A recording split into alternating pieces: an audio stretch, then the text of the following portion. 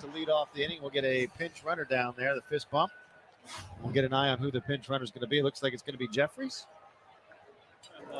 And she will come off to a nice ovation. Well, not much reaction from the Republican side. Well, when she comes back around to lead off the inning, we'll get a pinch runner down there, the fist bump. In case you missed it, on who the pinch runner is going to be. It looks like it's going to be Jeffries. She Jeffries. flipped them the bird. I'll show you when it happens. And she will come off to a nice ovation. Yeah, come off to an right. Well, there, right there, right there. That is the moment when class takes over. Now, there were jokes. There were many variations of edgy comments, jokes, observations. There was the obvious Matt Gaetz reference. For those of you who don't know, Matt Gaetz has recently been in the news for making certain statements about people being ugly inside and out. That's the obvious joke. I don't like those jokes. I don't think it's nice to make fun of people for the way they look. I do think, however, calling someone ugly inside and out when it's not a situation where you're making fun of things that are beyond the control of somebody, and specifically more so when you're talking about someone who conventionally is physically attractive, but because of the loathsome person that they are, they exude ugliness despite what would otherwise be superficial beauty. I avoided that joke. Don't think it's nice to make fun of people for that. Stay classy, San Diego. It's an Anchorman reference where 1 minute and 50 seconds in and we've got our first reference to a movie. Stay classy.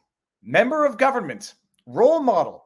Remember when Trump was a bad role model for children because of his mean tweets and he used nasty language and he called people names? Flipping the bird. To lead off the inning, we'll get a pinch runner down there, the fist bump. A role model to children everywhere. Let's see it one more time. And she will come off to a nice children, ovation. Be respectful as adults. Well, not much handle defeat well and flip the bird. It's just so fun. It's so funny for the announcers. It's par for the course. Imagine if Trump had given someone the bird. Imagine if a Republican had done it. Yeah, I'm sure they'd be laughing and just another day of politics. But I wasn't only showing that to show that it's possible to make the insightful observational remark without resorting to mocking people for the way they look, but because that tweet was picked up by Fox News. I love it. I love it. I get random emails, friends, former colleagues, and they say, got a message today, says, hey, Viva, someone I used to work with way back in the day. I agree with your message to Representative Linda, what was her name again? Linda Sanchez. And you were picked up in Fox. 2022 congressional baseball game where politics is supposed to be set aside, even though it's one side of the aisle playing the other in a, well, I won't say stupid game because it's baseball, in a sports game. Set politics aside. This is the unification of politics. No, flipping the bird, animosity, because politics ruins everything, even the annual baseball game. Representative Linda Sanchez flips off Republican lawmakers. By the way, just so everybody's also clear, like, I'm so neurotic, I had to double check multiple times that it was the proper Linda Sanchez before tagging her, because if you improperly tag someone or inaccurately accuse someone of flipping the bird when it's someone else, that can be very embarrassing and compromising to one's integrity of trying to be accurate, especially when making statements about someone else. I say it of people all the time. If you're going to insult someone and you're going to talk trash, make sure that you're right and make sure you know what you're talking about. But let's just briefly get to that article. It's so beautiful. It was all for charity. But tensions were still high during Thursday night's annual congressional baseball game. May I ask a question? How the hell can tensions be high during an annual congressional baseball game, the goal of which is to raise money for charity? How can tensions be high unless you're juvenile, petty babies, Linda Sanchez?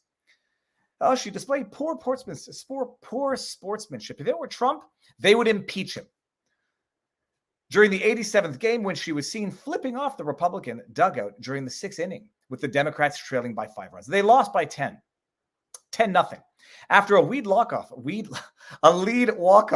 Sanchez was pulled for a pinch runner. Okay, I know people's comedic senses are going off here, but while making her way back to the dugout, she looked back at her fellow lawmakers on the opposing side of the aisle before making the offensive gesture. And then we got yada, yada, yada.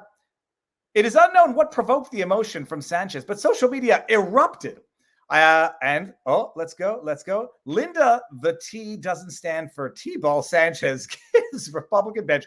Yeah. Oh, look at that. Beautiful. I made Fox News, people. Watching this and reading the article, it's unclear what sparked it. I was telling my kid as we're driving, I can't think, and it's not because I'm high and mighty. I have a very neurotic reason for which I have never flipped anyone the bird. But I told my kid, I've never sincerely flipped anyone the bird. When we were kids with my brother and sister, we used to like make mocking jokes about how you flip the bird. Like, I'll do it with my index finger, but everyone knows like the balloon, and you go and you blow it up, or the typewriter, you go bing. What was the other one? Oh, the Jack in the Box. So when we were kids, we would do that for fun. Never in my life have I sincerely, out of frustration, in order to make some, to show my anger, flipped anyone the bird. And why? I always take for granted that someone is going to punch me in the face or worse if I do that. Is it flipping the bird? Is it worth instigating a potentially serious escalation of conflict so you could show someone your finger to display your anger? So never. Now I'm thinking, what could they have said to her from the dugout that could have warranted that reaction? Nothing. They could have insulted her in the way Matt Gaetz did. Still wouldn't warrant that. Do you remember back in the day, there was a famous World Cup soccer game, Zidane headbutted someone in the chest and they fell down, and I'm sure it hurt, but I'm sure they exaggerated a little bit. Zidane headbutted the person in the chest. It was his retirement game. He was ejected from the game. He was sobbing in tears because that's how his career ended. And someone said, "Oh, the guy said to Zidane, your sister's a W word, a 5-letter W word." I'm like, okay, that could be offensive. That could be insulting. I don't know why it would be insulting if it's not true. It's just stupid. But that doesn't explain the reaction. It doesn't excuse the reaction. Someone saying something stupid that hurts your feelings is not a justification to flip the bird, to headbutt, to physically assault, period. Oddly enough, this intro is going to segue perfectly into the Alex Jones week 1 summary. I was listening to it. It's still going on right now. It'll segue perfectly into that when we get there. But why is the middle finger emoji banned from the chat? You suck, YouTube. I can tell you one thing. I didn't ban it. I don't care about the middle finger. I care very little about insults in general. Never have I given the finger to somebody. And in as much as there's anything that could explain why she did it, there's nothing that can justify why she did it. Explaining why people cave into their basic desires is an explanation, not a justification. Anyhow, made it into Fox News. Nice. I think it's the perk of the blue check mark, is that something witty and insightful from a blue check mark, I think it's on the radar. Whereas even if it were 10 times more witty, more intelligent, more insightful from an unverified Twitter account, I think the way these things work is they go through verified accounts to pull for Twitter. Anyhow, still always happy to have my wit and my insight be picked up by the news. Okay, in other words, flipping someone the bird might cause them to tweak your beak.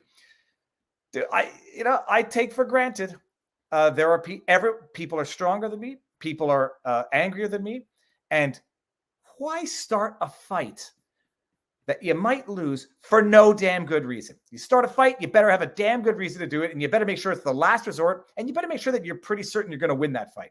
Fighting over parking spots, not worth getting assaulted for. Flipping the bird is reserved for lane changes. No, because people drive with guns. And there's a thing called road rage, where even if they don't have a gun, they ram your car. They pull you out of your car. It's never, period. Although maybe that was meant as a joke. Thomas Caldwell, expecting sportsmanship from the left is like expecting table manners from a coyote. That's this. Coyotes are very smart.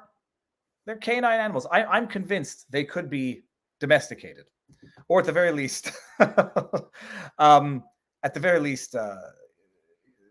they could be conditioned to have a mutually beneficial symbiotic relationship with humans. Pure hair mafa. Okay, man, I'm not pure hair mafa. I don't know if that was a typo. Thank you for the super chat. Okay, by the way, standard intro. No legal advice, no medical advice, no election fortification advice. YouTube takes 30% of super chats. If you don't like that, we are simultaneously streaming on the Rumbles.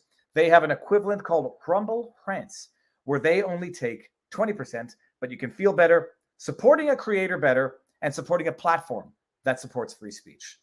We are on the Rumbles, and someone here, GS Clark, says, middle finger emoji to me, I kid. I thought that actually said I gave the middle finger as a kid, but nothing embarrassing on my phone. There it is. There it is. The Rumble discussion. Okay, people.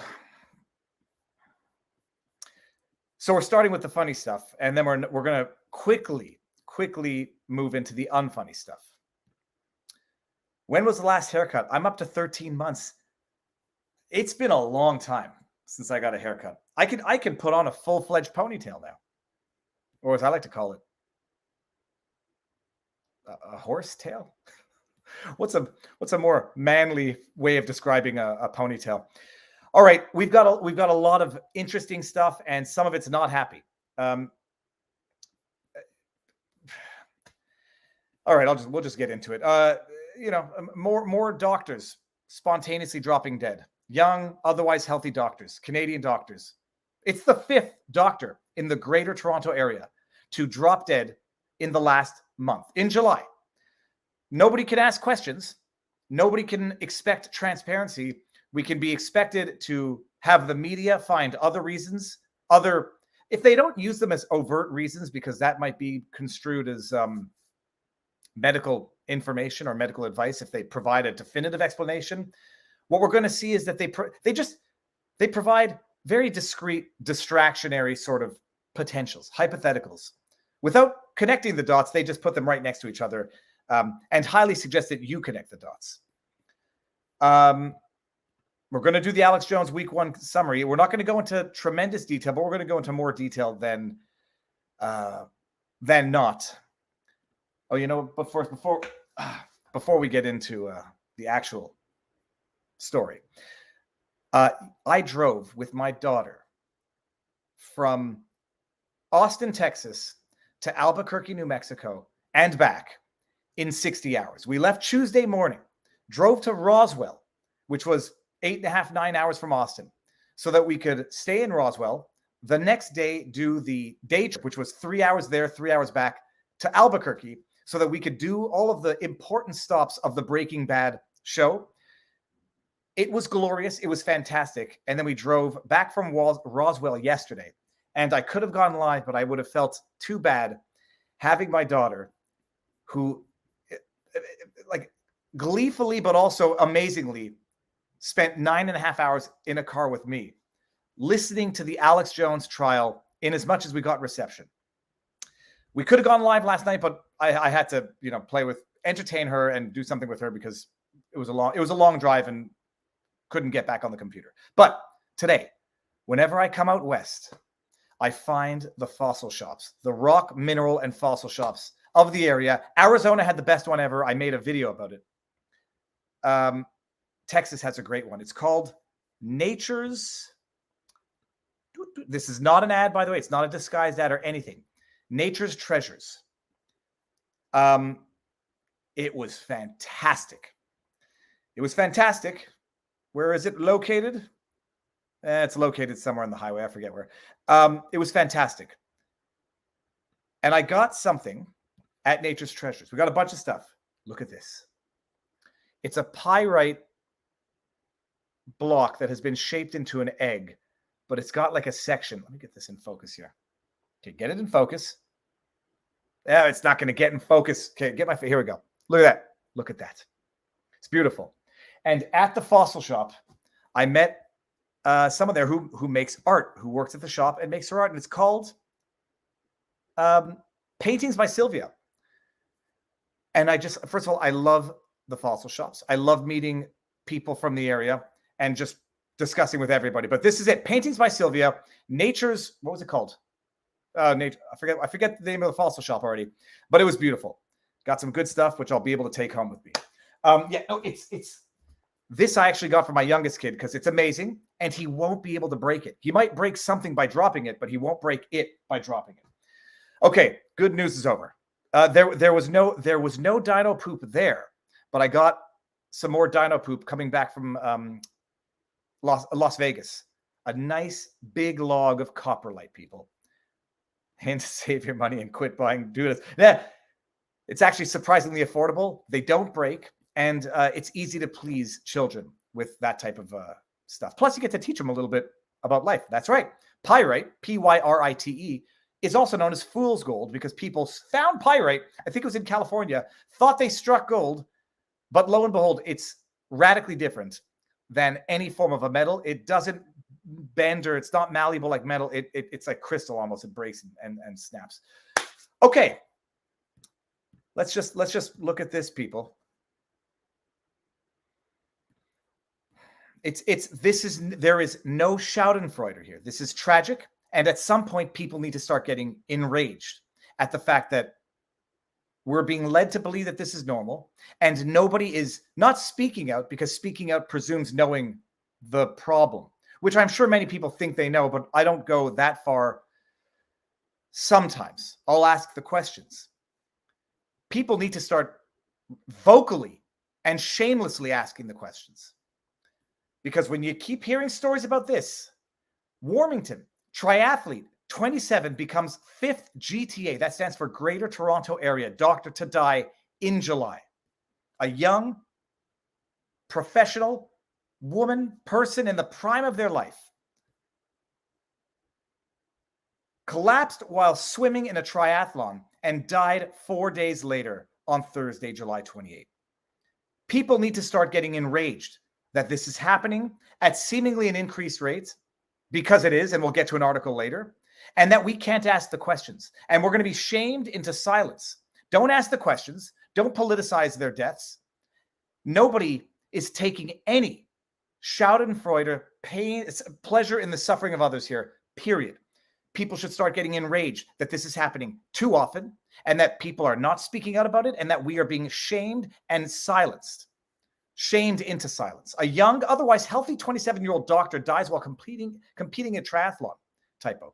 The 5th doctor in the Greater Toronto Area to die in July. Nothing to see here. If you dare ask your conspiracy theorist, just another case of SADS, people. Sudden adult death syndrome, which is, it's normal now. It's normal. Just it's always been like this. And if you haven't noticed reporting on this in the decade of 2010 to 2020, you just weren't paying attention. Don't look up. And it's funny. That Netflix or HBO movie is taking on increased meaning for me now, because we are basically being told to not look up when it's obvious there's something above our heads. This is from the article, people. Warmington triathlete, okay. The 5th GTA doctor to die in July, quote, radiated positivity, end quote, and lived a vibrant and active life. And by the way, this is the Toronto Sun. This is Canadian government subsidized media to some extent. They are the ones highlighting that this is the 5th Greater Toronto Area doctor to die this month alone. Is that normal? I mean, is that possibly, conceivably, rationally normal? Oh, there's a lot of doctors. No, they're just reporting on it. No, it's not conceivably normal. It's not rationally justifiable. And so much so that this article starts off, is prefaced by the idea that this is the 5th GTA doctor to die this month alone. It's not just, it's a tragic loss. It's beyond a tragic loss. But don't ask questions, and don't expect answers from that very medical community. 27-year-old who's a resident doctor at McMaster Children's Hospital in Hamilton collapsed while swimming as she competed in a triathlon on Sunday. She subsequently died on Thursday. It's just beyond tragedy. A triathlete, Dr. Naiman, routinely commented on social media about her love of training and racing. I mean, there are no words. There are no words. And at some point, there have to be answers. She died in a triathlon. Fifth GTA doctor this month. What's the other aspect of government subsidized media saying about it, telling you about it, suggesting that you start drawing by way of conclusions? It's almost a joke, but it's not funny. The meme now is climate change. Like the meme now on Twitter, for those who have those type of, I'll say, edgy responses, climate change must have been climate change. And I don't like making those jokes because that pokes. I understand the purpose of the commentary, but in my mind, that sort of it makes light of the death. But that's the meme, and then go to the fully subsidized Canadian Pravda, CBC. Go to the fully subsidized state propaganda, the propaganda wing of the government of Canada. Just look at this. When's this from? July 2nd. No, it's 2021. Let's get the one from this year. Hold on. There was another one this year. I'll get the more recent one. Although the same logic applies mutatis mutandis.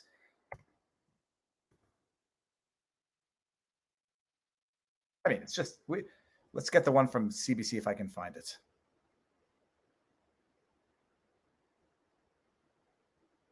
Now let's do it like this. May not be able to get it, but I mean,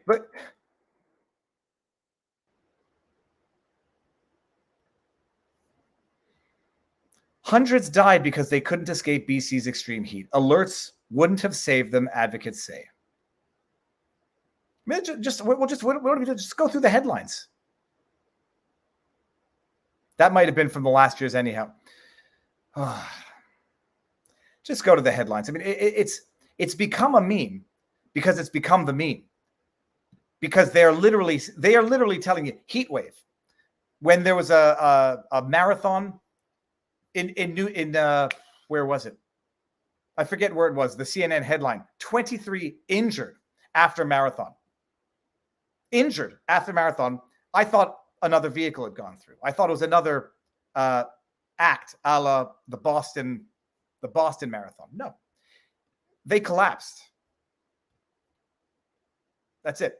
It's nothing. It's nothing. I mean, they're not saying it's causally related. It's heat.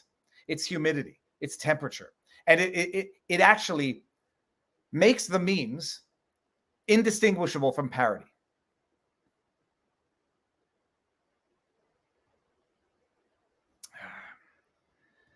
Big Pete says, did you see Tucker did a little segment on Tamara Lich last night? Well, Tucker's segments typically are too damn short to begin with. I did hear that.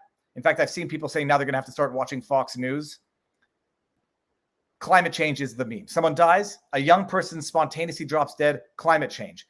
And it's not, it would be a satirical, sick joke, except that's what the media is actually trying to get people to connect as the dots. Nothing else.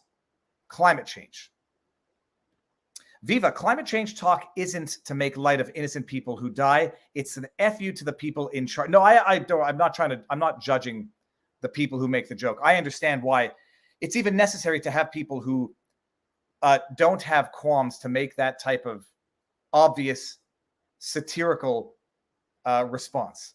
It baffles me to this day how media and government pigeonhole the last 2 years from memory and what the governments have perpetrated. I'm not saying it to be judgmental of the people who make the joke. You need the people who are going to poke and needle and rub the insanity in the face of the collective. You need people to do it. I don't have the stomach to do it that way. I'm not going to look at Rep. Linda Sanchez and make a Matt Gaetz or joke or even a Matt Gaetz reference. I'll stick with a Ron Burgundy. Let's get that out of there.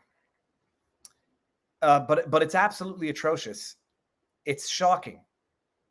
I mean, and it's upsetting, and it has to start changing. It's not normal what's going on. You don't have to come to any definitive conclusions, nor for certain reasons should you. I'm not a doctor. I have interviewed doctors.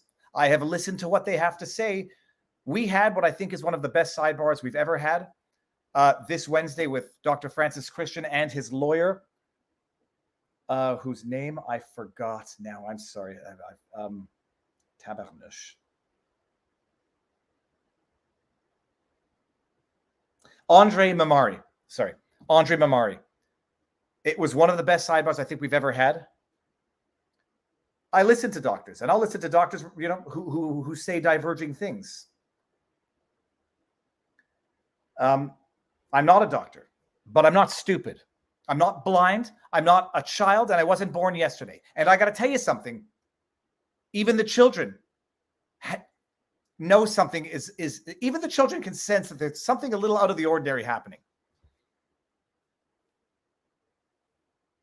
And they'll blame everything. And anyways, whatever. Go listen to the Dr.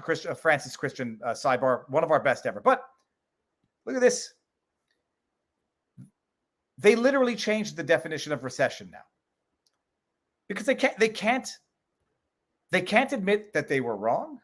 They can't admit that they're failing, and probably more they might not be able to admit to the people who believed their lies that they were lying, because you're either incompetent, stupid, or a liar, or all three. When Secretary Yellen gets up there and says it's transitory, and then transitory inflation, and then a month later gets up there and says it's not transitory, but we couldn't have seen it becoming permanent or long-term. When people a month ago were making fun of Secretary Yellen for referring to it as transitory inflation, then it becomes permanent inflation. Then you have a quarter negative GDP growth. Then you have a second quarter, and then you change what had hitherto been the long-standing 40-plus year definition of recession, 2 consecutive quarters of negative growth. Change the definition. Change the definition to meet your lies, your incompetence, or your stupidity. And I'm talking about the government, not you people who are watching. They redefined vaccine. They redefined recession. They have redefined their own corruption and incompetence as competence and success. And people choose to believe the lie because their ego can't admit that they've been bamboozled by those they chose to trust. And it's beyond the fact that people have been bamboozled by those they chose to trust. They might actually have been harmed economically, physically, spiritually, for sure. But let's just say they have probably been economically and physically harmed by the trust they have placed in people who but for their ego, they know in their heart of hearts are either stupid, liar, incompetent, or liars, or a combination of all three. Recession definition 22. Oh no, it was the Wikipedia. Wikipedia, because I believe Wikipedia changed the definition. White House. I don't know what unheard.com is, but I believe it's an accepted fact now that Wikipedia edited the page that defined recession and then locked it. James Billet, don't make a fool of me, because I've never seen this. I've never come across this particular article on this issue. I've seen it elsewhere. Wikipedia takes cue from the White House and redefines recession. Wikipedia has changed the definition of recession and locked the page from further edits.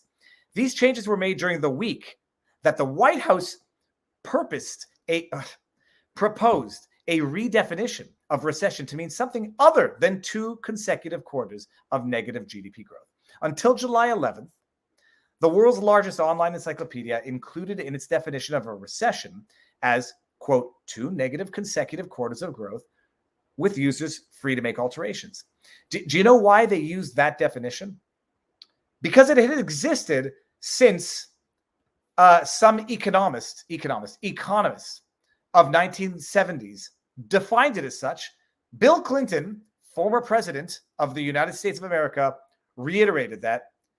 And now, because Joe Biden can't admit can't admit that they've been wrong pretty much with everything that they've been doing since day one of taking office, shutting down the Keystone Pipeline, and now gas prices are they're down 30% over the last month when they're up 150% over the last year. Whatever. They can't admit loss, they can't admit error, and they can't admit dishonesty for obvious reasons. So what do? Change language. Wikipedia, and by the way, who is playing a role in this outright fascism? The marriage of government and corporate interests, or the marriage of government, the incestuous relationship of government, corporate interests, and the media. Wikipedia, which I believe also modified the definition of 86 during the Gretchen Whitmer alleged kidnapping plot, which gave birth to the Hua of the Viva Frei channel. They redefined 86 to remove 80 miles out, 6 feet under, or something along those lines. 86 meant to nix something from a menu and to kill. That's what it meant.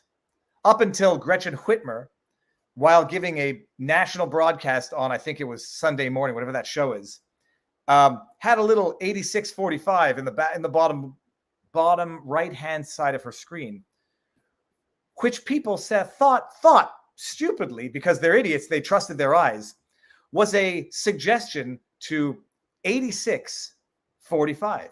86 being to terminate, end the life of, kill, put 80 miles out, 6 feet under, 45 being the 45th president of the United States.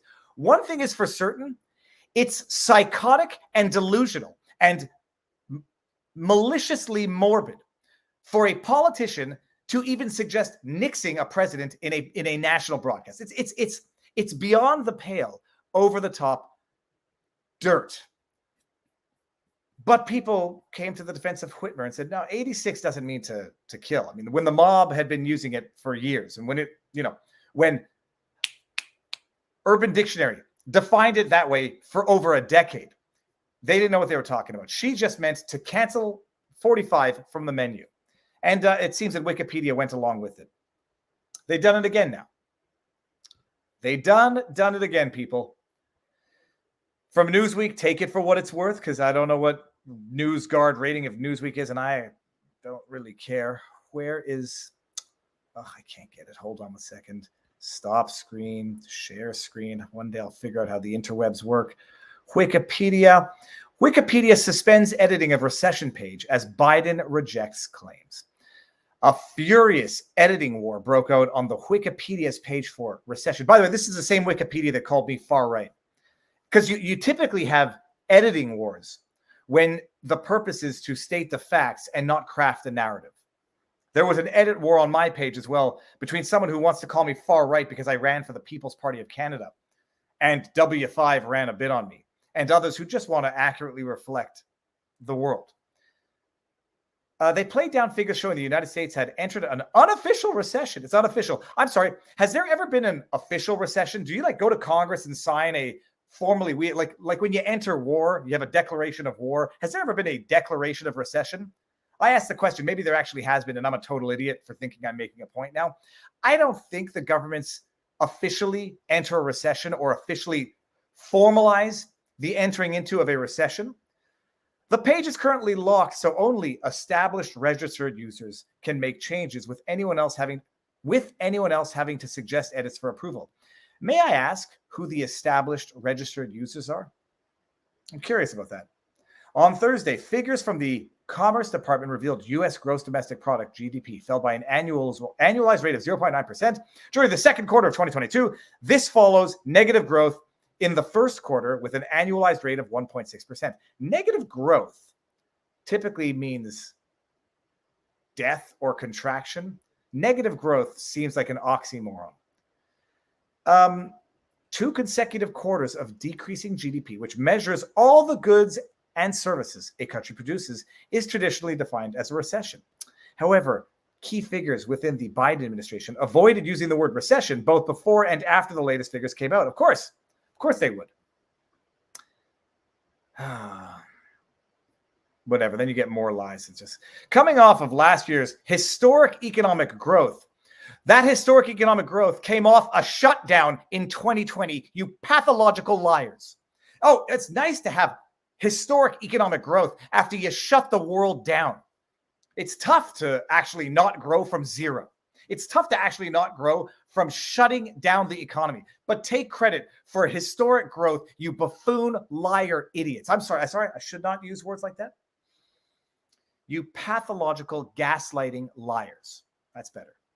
Yeah, historic growth compared to the year before when we shut down the world. And regain, yada, yada, yada. The statement and regaining all private sector jobs lost during the pandemic crisis. It's no surprise that the economy is slowing down as the Federal Reserve acts to bring down inflation. Why is there inflation? I thought you said 3 months ago it was transitory. Now you've got I don't even understand what they're talking about. The Federal Reserve is acting to counter a problem that you said didn't exist 3 months ago, which you now recognize as a problem, but don't call it a recession now because it's not, because the Federal Reserve is acting to remedy a problem that you said didn't exist, was transitory 3 months ago. How many times do you have to lie to people before people just say, you're liars, we have no faith in you whatsoever, what do we do now? The statement infuriated House Minority Leader Kevin McCarthy. Addressing Biden from the House, he commented, you would rather redefine a recession than restore a healthy economy.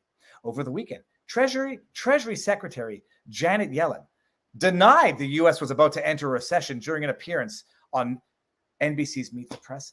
This is the same woman who also denied that there was inflation and referred to it as transitory only a month or two later to say it's not transitory. Trust her now. She's not lying now. She's not stupid now. She's not incompetent now. Now she is competent, truthful, and honest. Can't go on. Can't go on. This is the world. This is the world in which we are living. Oh, are there sex bots in here? Let's go see where the sex bots are. Just going to have to go 86, the Russian sex bots. Can you, I mean, how can anybody live with themselves? Secretary Yellen is now getting up on the same broadcast, maybe as she was on the last time when she said it's transitory. A month later, we didn't know. We didn't have enough information to know that it wasn't transitory. And now she's saying, we're not entering a recession. 3 months from now, we're in a recession. We're in, I don't know, what happens after two quarters, after 3 quarters? Is it a depression? We didn't know. It wasn't a recession. It was a depression. We were not lying when we said it's not a recession. All right, let me get to some chats. This is why our school district doesn't allow the use of Wikipedia on the network. Most teachers will give a 0 if a student uses it. I mean, once upon a time, it was not good to use because it was too new. Then it became sufficiently credible that people were, using it with semi-credibility. You could check the footnotes. You could do a little, I mean, you have to every time. Additional research. Now it's a gosh darn joke. Greetings from Argentina, Viva. Zolo Argentina. Thank you. I hear Argentina and all I think about is awesome beef. Please say Huicla pizza, colon pop. Thank you. And we got Chet Chisholm says, my interview pertaining to an injury should be up soon. What's the West Bay to let you know when it's up? I'll be on with Adam Krigler next week too. Chet, by the way, everybody, my David at Viva Frei email account hasn't been working for a long time and it's basically over. So I have to figure out a new way to set up a new account. Chet, I would say, I don't want to say super chat next show. Tag me on Twitter and I will try to look through notifications. They have to think we're stupid, ignorant, or willfully blind. And I think too many people are, in fact, willfully blind. Because I know smart people who voted for Joe Biden. Whether or not he got 81 million votes, he got a lot. Because I know smart, educated, cream of the, what do they call them? The 1% who voted for Joe Biden. They can't dare admit that they've not only, they've caused themselves financial, economic, and probably other harm. And they certainly, they might be able to live with that. Oh, I don't mind paying $6 a gallon for gas. That's the price to pay to be patriotic. They're hurting other people. And they cannot accept the fact that their decision and their successful apparently successful election of a president is now hurting people who can't afford to be hurt the way they might be able to afford to be hurt. They can't live with that. Keep living the lie. It's not a recession. It's transitory. Okay, it's permanent, but it's not a big deal. It's to be expected. There's no recession. It's two quarters of negative growth.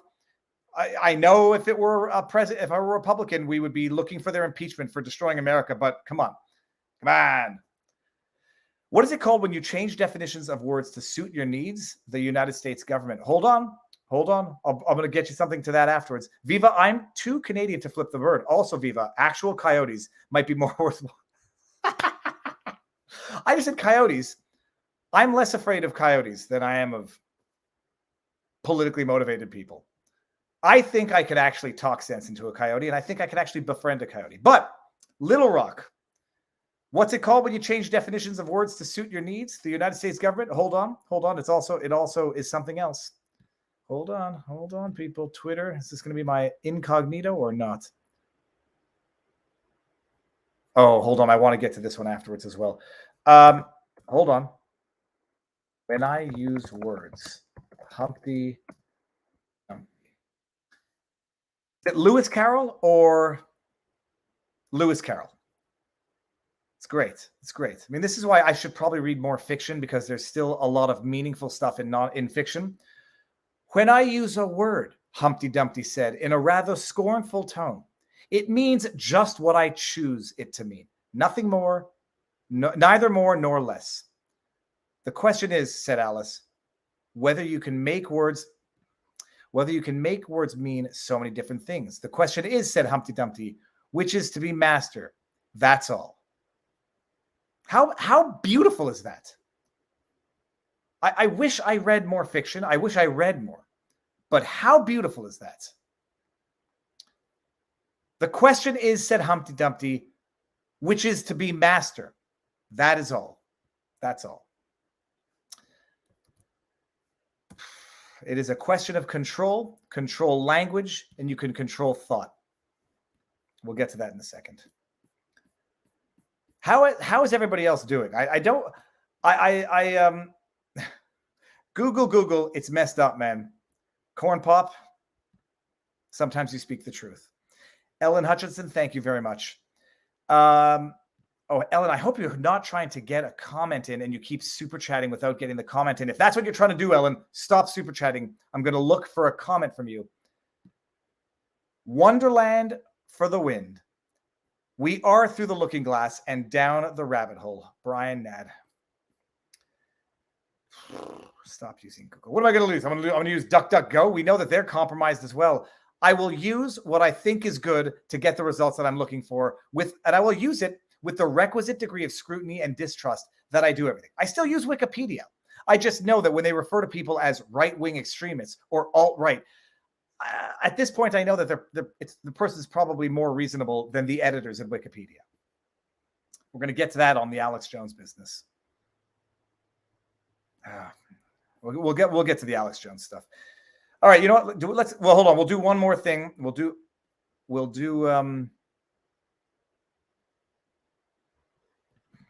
You have a disabled dog and a blind dog. The coyote would like to meet you too. I would put my money on Pudge, man. Pudge has a bite. It's a voracious bite. Yeah. Okay. I'm just going to bring this up, just this one right now, because it's. Do you all remember when the government made that rather serious, damning admission when Dr. Kieran Moore, the chief medical health officer of Ontario, CMO, the chief medical officer of Ontario, he's the health guy, the chief medical health officer of Ontario. He came out and said in a presser, I'm quoting him, there's a risk to getting any therapeutic. Bing, red flag. If you're a young, healthy individual, your chances of being hospitalized with the Rona, not that great. There is a very, very small chance of developing myocarditis, 1 in 5,000, very small. People went crazy, and rightly so, because first of all, 1 in 5,000, even assuming the number is that high, as in the risk is that low of 1 in 5,000, That is incredibly high. That is incredibly high, especially when compared to the risk of anything for that age demographic from the Rona itself. 1 in 5,000 is exceedingly high. And 1 in 5,000, as people rightly pointed out in response to that, my tweets on this, per dose. And people are expected to get one after the other, after the other, after the other. 1 in 5,000 for young, healthy people, a small risk of myocarditis. For a Rona itself, which has statistically insignificant risk for children, people in that age demographic. Well, when he said this, the internet, at least those who are paying attention and not willingly deceiving themselves into these government lies, went nuts, as did I, because it's preposterous, it's ridiculous, it's outlandish that one can minimize the risk of 1 in 5,000, especially in that context. Well, don't worry about it. City News, people. More government-subsidized Pravda propaganda, the propaganda arm, the spin arm of the Canadian government. Oh, they came out and corrected it, July 15. It's actually much lower. They're not saying it, by the way. City News is not saying it. They're just citing other doctors. This is actually going to segue perfectly into the Alex Jones trial summary.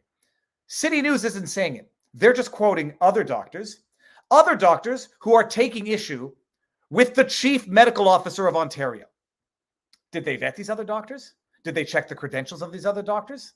In as much as did Alex Jones check the credentials or vet out thoroughly anybody that he had on his show who might have gone on to say something and in fact did say things that were factually incorrect? But now, by the way, City News is going to throw Dr. Kieran Moore under the bus because he's made a prejudicial admission that compromises the government's position on requiring dose after dose after dose after dose. Much lower than 1 in 5,000. Doctors take issue with Dr. Moore's myocarditis claim. They are now contradicting the chief medical officer of Ontario's public statement. Do they get booted from social media for contradicting the official doctor? Is CTV? Who's lying? Who's lying here? Is the chief medical officer of Ontario wrong or lying? Are these other doctors wrong or lying, but CTV can run the lie without fact-checking or vetting it because they're only quoting other doctors who are contradicting the chief doctor? This is the absolute destabilization of all of the core pillars of a functional, civil, free, and democratic society. Compromising medicine, compromising government, compromising media, and people are left saying, I've got the chief medical officer telling me something, then I've got government subsidized media clearly trying to promote a certain narrative or protect a policy being implemented by this government that would be radically contradicted by the statements of a chief medical officer himself. So what do? We're going to cite other doctors. We're not making the statement ourselves. We are citing other doctors which are contradicting the chief doctor to protect the government and the government policy currently being implemented. It's over the top and it's enraging for those who are paying attention. It almost makes me want to lobotomize myself to some extent. It makes me want to go back to the day where I don't know that I didn't care. I didn't even know enough to know that I ought to care. I'd like to go back to that stage of my life. But there is no going back. I think once you're through the looking glass, there is no going back. I can't go back to pretending that I don't know better when I know better. And I'm stubborn.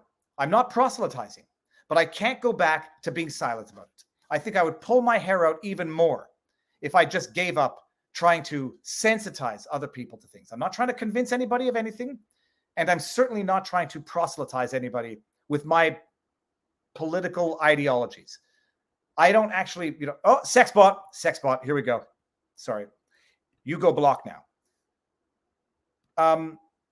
I'm not trying to convince anybody that what I'm saying is right, because I don't think I'm actually trying to convince. I'm just highlighting the facts and highlighting the points. The thing about the Sandy Hook thing, I understand there's people out there who believe things that I do not believe. I'm not trying to proselytize. I'm not trying to tell anybody what to believe about Sandy Hook. I know what I believe. I know what I think is factually incorrect. I know what I think is insensitive, but I don't think necessarily insensitive speech should be criminal. I know what I believe. I'm not trying to proselytize anybody, and you're free to believe what you want to believe in however offensive other people, including myself, might find it to believe that. That being said, I can't go back to being silent about it because I think it needs more people speaking up and speaking out.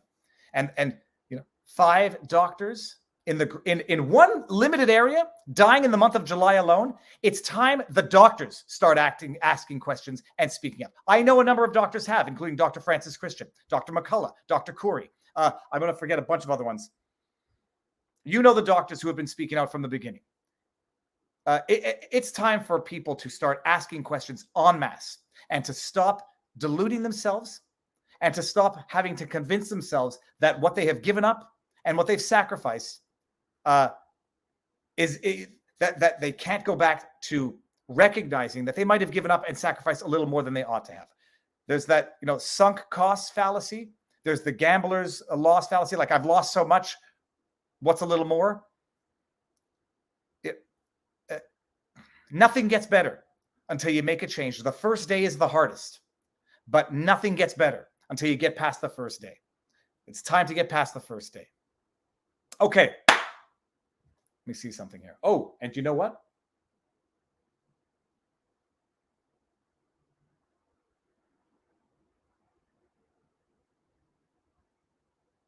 Hold on a second. I might have a mild emergency. I'm live now, is this an emergency ? Nothing serious, nothing serious. Let me just make sure here. Sorry, I just got a text.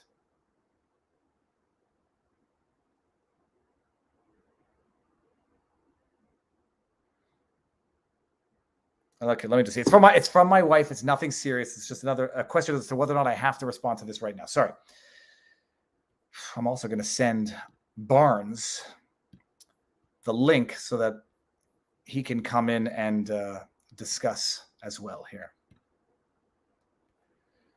I'm schwitzing like a pig, by the way. This is how frustrated I'm getting. When I get frustrated, every now and again, I cry. I cry during some songs, Sigur Rós songs. I cry during movies, and I cry when I get frustrated.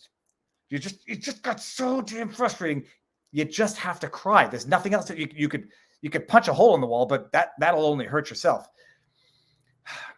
Yes, Sigur Rós, by the way, will rewire your brain, at least temporarily. Okay, let's do it. What happened to Alex Jones? I haven't heard the entire week. I went to court on Monday for jury selection. And I was with my kid. And I said, I'm not going to go back and sit in the courtroom with my kid for the whole week. I've been listening to it live in as much as I have a cell reception. And when we were driving from Austin, oh my God, through Texas, through New Mexico, what a glorious drive it is. I'll do remind me, people, to describe the drive. Reception was in and out, so it was very frustrating, but I caught a lot of this trial. Monday was jury selection. And in the jury selection, it was a pretty diverse crowd. Men, women, all races, all ages. I would say under 10% wearing face masks. From the jury, from what I've seen, I don't think there's anyone wearing a face mask on the jury. And I'm saying that not to make fun of people. I'm saying that because that typically tends to be something of a political ideological marker. Agree or disagree, it's true. No, like it or don't like it, it's true. It tends to be. It's not a hard and fast rule, but it tends to be. The plaintiff's attorney on the jury selection day was asking people how they felt about, what sort of proof would you require to award punitive damages or intentional infliction of emotional stress damages of $100 to $200 million. Nobody knew at the time that the plaintiffs were going to be asking for $75 million each.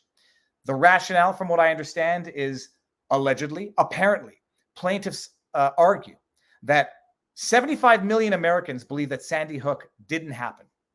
Not that it didn't happen the way that it might have said it happened. Not that it happened, but is being weaponized for political purposes. From what I understand, plaintiff's argument is that allegedly 75 million Americans, which would be roughly 1 in 5, do not believe it happened. I believe that that is an absolutely untenable statistic, but setting that aside, they want $1 a person for damages. Nominal damages, $1 a person for every person who allegedly now believes, allegedly because of Alex Jones, that Sandy Hook didn't happen. Okay, so when I was there on Monday, and I hear the plaintiff's attorney asking the question, "How do you feel about damages of $100 to $200 million?" I'm like, holy crap! He's trying to filter out the people who are going to say they better show some damn hard damages, some concrete damages to ask for that amount. It has been filtering down the jury to allow them to get the damages award that they want after having gotten their verdict by default. So jury selection goes through. There's some dispute as to whether or not the jury is sympathetic to Alex, whether or not they're not. A few people on the jury seem to listen to Joe Rogan. You may or may not be able to draw any conclusions from that. So they got their jury. I don't know what the breakdown of the jury was. Doesn't matter. We'll move on. The judge. Let's talk about the judge. Barnes has had some choice words for the judge during our streams. If anybody has been listening to this, and if you want to listen to the trial, you can. You cannot rebroadcast clips, audio, screen grabs, anything. The judge airs the live streams it during the day. You can't rewind, and deletes the stream at the end of the day. All you have to do is go to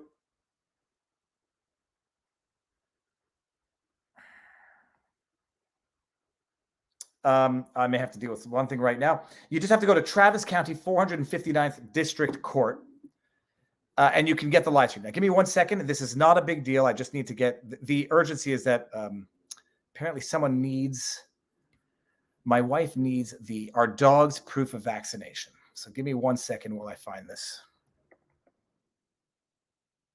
Okay.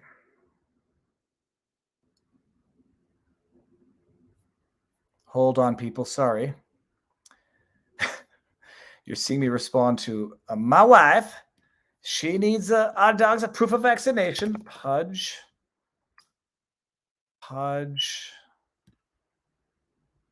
Vet Express. Pudge vaccination. Okay, here we go, people. I'm sending this to my wife. The anti-vaxxer, Viva, got his dogs vaccinated. Okay. Marion. My wife. By the way, there's anybody who doesn't know a guy named Daniel Thrasher who does some amazing comedy. Daniel Thrasher, he's got this a series on his show, on his YouTube channel. He's got a series on his channel. He plays piano, makes some really great comedy. One of the best series he's ever done on his channel is called When the Piano Plays You, Part 1 and 2. Go watch it. You have to. No, we just needed it. It's okay. Sorry about that, people. It's not. The dogs need to go to a kennel. Okay. So that's it. Sorry about that. You could go watch this trial live, and everyone should. It's fascinating, and you'll understand what's going on. This is a trial only on the damages aspect, and a 2-week trial only to determine the quantum of the damages for the defamation and the intentional infliction of emotional distress. Why might you be asking that question? How do you proceed to a trial only on damages? Well, the judge pointed this out. At one point during the trial, it was Jones's attorneys who said, well, you have to appreciate, Your Honor, that this is a case of, this is a claim for defamation and intentional infliction of emotional distress. And the judge stops and goes, no. This is not a claim for defamation and intentional infliction of emotional distress. This is a verdict. There's been a verdict because there was a verdict by default because Jones was precluded. He was foreclosed from pleading and from defending. And he got a verdict by default. The basis of the verdict by default, the reason for which Jones, InfoWars, free speech systems, whatever it is, had a judgment rendered against them by default because they were foreclosed from pleading was allegedly because they failed to comply with deposition examination requirements. They failed to submit adequately because they submitted. And by the way, it even came up in the trial. Hundreds of thousands of pages of evidence communicated in deposition. Millions of emails communicated in deposition, many of which were never even opened. But the judge concluded that Alex didn't turn over certain documents and foreclosed them from pleading, from defending. So there was never any trial on the merits. It was a judgment on the merits by default. Now, people also have to understand something. This is it can happen in law. Destruction of evidence, like absolute outrageous willful disregard for court orders, it can lead to a judgment by default. It can, except it is widely recognized, and I will be flabbergasted if this is not also the standard in U.S. under U.S. law. I'm a Quebec attorney, not a U.S. attorney. I would be flabbergasted if the standard is not that precluding someone from defending, judgments by default are the final resort nuclear weapon of judicial lawfare. I'll be flabbergasted if that's not the same standard. You can do it, but only in the case of the most egregious, the most over the top, the most consistent, persistent failure to respect the authority of the court. My authority. Failure to respect the authority of the court. It can be done if there's concrete evidence of willful destruction of evidence. If an individual absconds, simply says, F you, court, flip the bird to the court, I'm leaving. I'm going to be out of country for the trial. Well, you can hold a trial in their absence, and it's effectively a judgment by default. But even then, by the way, even then, you still have to adduce the evidence. You still have to present the evidence, because even in certain cases where a defendant absconds, defaults, says, screw you, I'm not even entertaining this process, you still have to go to court and present the evidence to the court. So, I mean, I don't even know in this case if the judge looked at the evidence and said, okay, I'm satisfied. There's no defendant because I've shut them up. I've gagged them. There's no defendant and I'm satisfied by the evidence. I don't even know if they got there. Just an analogy to oversimplify it. Someone says, I own that house. I have a deed of sale. I bought it from them. They signed off on it. I own it. The defendant absconds, never shows up to trial. You still have to proceed to trial, even in the absence of the defendant, and show the evidence to the court. Show the evidence. Here's the deed of sale. Provide testimony. I don't even I don't think I'm wrong. I don't even think that was done in the Alex Jones case. They just said, defaulted, you're defaulted. We're rendering a judgment by default. So that is something people have to say, well, people are saying rightly so, but without the requisite clarification. He's already been found guilty by default because he's been foreclosed from pleading on the basis of violation of court orders as relates to depositions. So he's already been found guilty. They are proceeding to a 2-week trial on damages alone, and they're asking for $75 million per plaintiff on the basis that 75 million Americans believe that Sandy Hook didn't happen, and the reason for which they believe it didn't happen is because of Alex Jones. Okay. For anybody who's watching,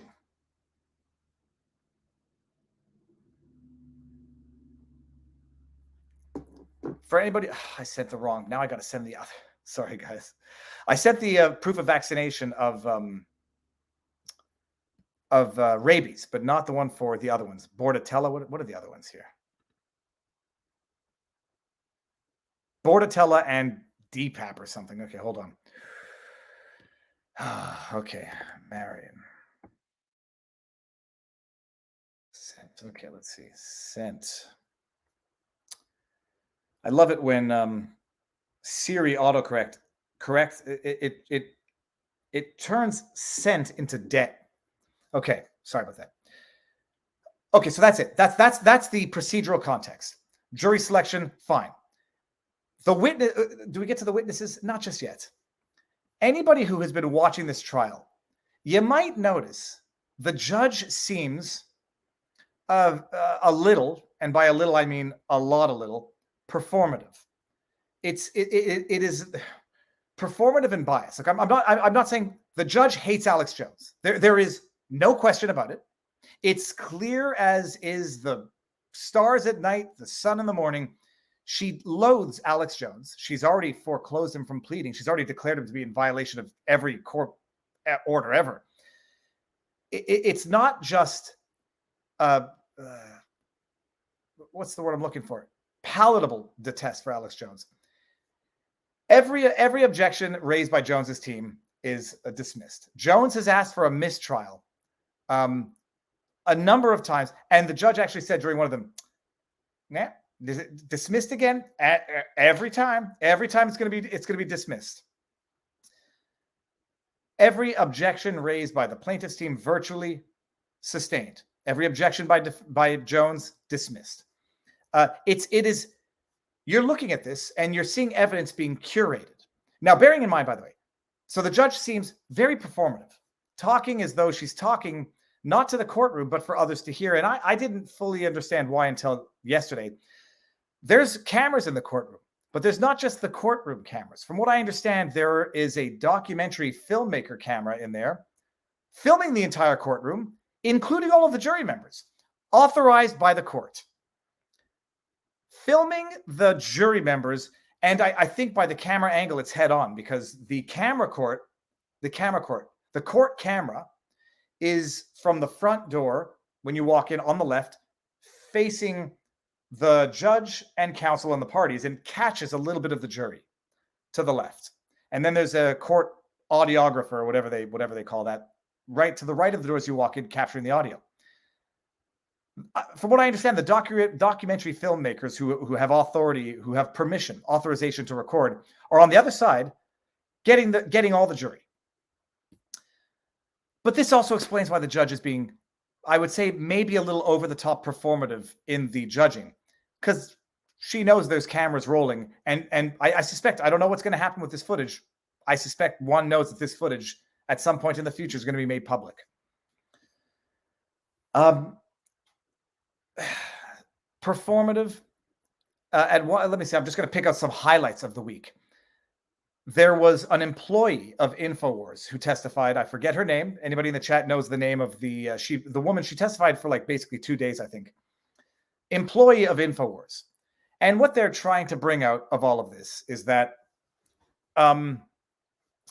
Alex Jones and InfoWars promoted a false theory of Sandy Hook, which I think people rightly find offensive. They gave a platform to this guy who, whether or not he genuinely believed in it, can't get into people's intentions, but quite vocal about it, and gave this guy a voice. That's the theory of the case.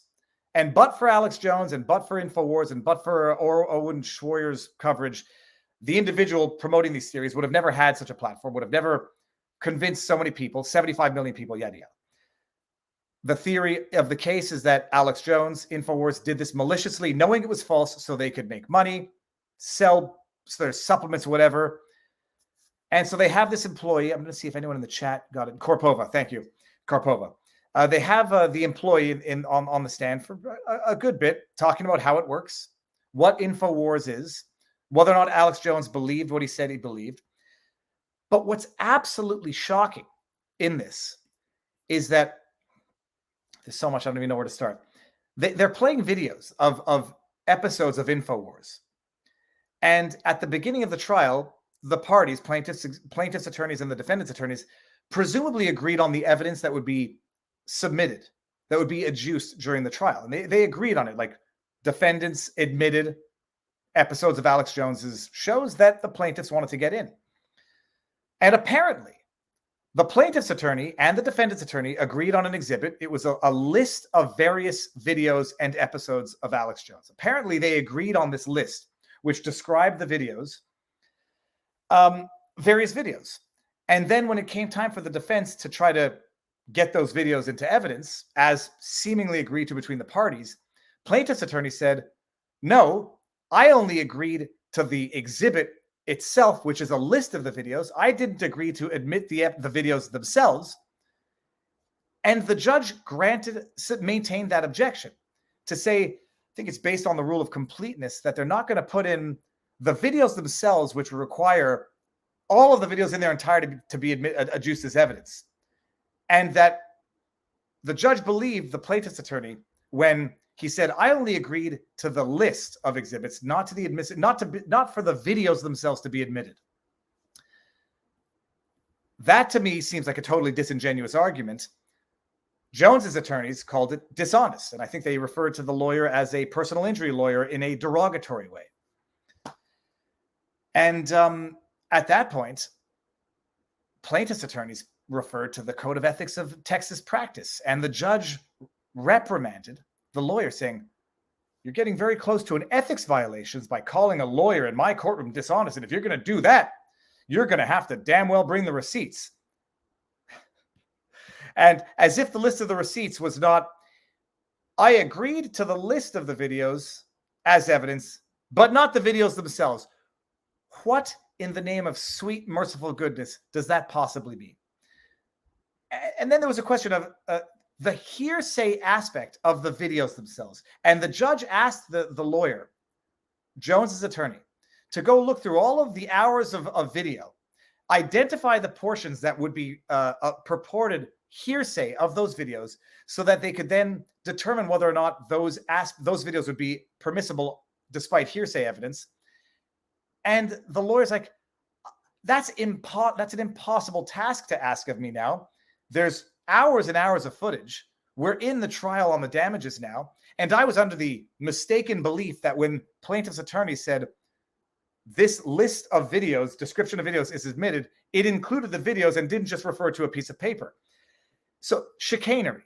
I can't stomach these games. I can't stomach these games of lawfare.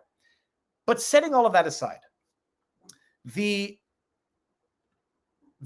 with even by the plaintiff's exhibits, which it should be noted, all of the evidence that's been adduced right now has to do with Alex Jones, InfoWars, whether or not they're misinformation. Today, they had an expert on journalism and an expert on misinformation up there, whether or not they knew it was a lie, whether or not they should have given a platform to this guy who was promoting his theories.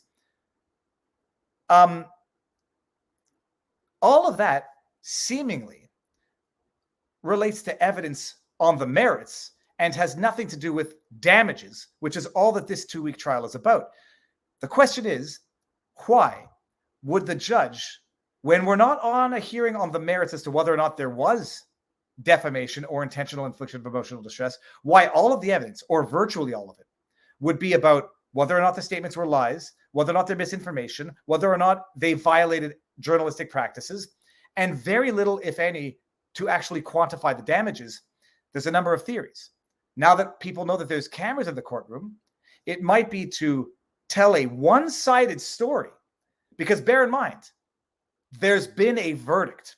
So it's not even as though you can contradict the misinformation allegations or the defamation allegations. You can't contradict it because there's a verdict on it already. So basically you have a plaintiff's side being able to tell a one-sided story, a one-sided narrative, with the defense precluded from responding to it because we're not trying that stuff. There's already been a verdict on it. Now it's just damages. And you have cameras there, documentary film cameras there, presumably to capture this one-sided, uncontradicted, because it cannot be contradicted because of the stage of the proceedings, version of the story.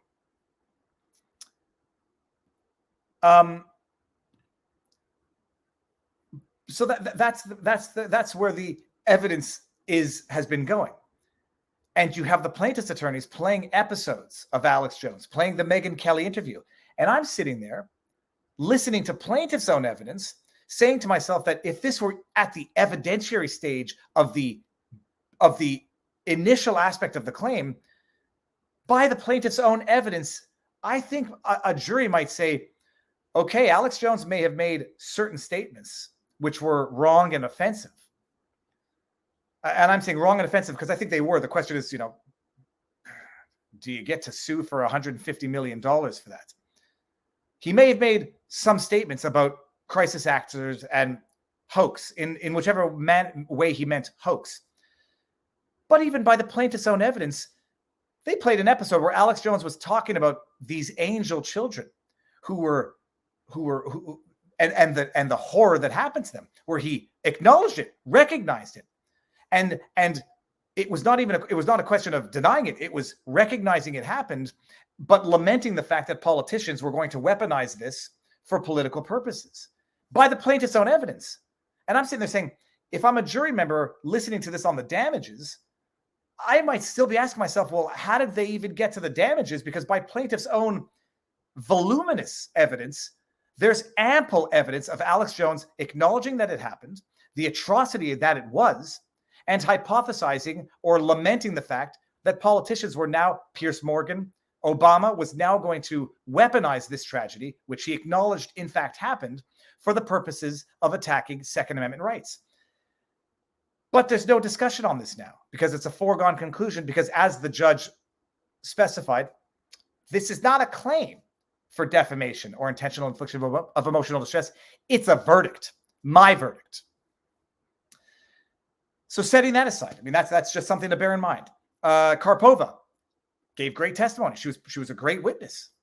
I think they acknowledge the mistakes that they made, but they defend what InfoWars is.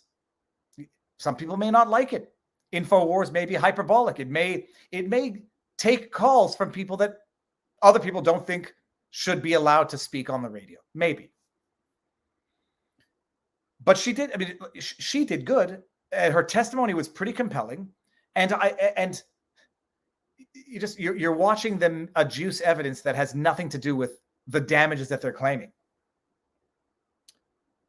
Who is the? I don't know her name. Yes, I don't know if she's a dem or a rhino or whatever, but yeah. So, hold on a second.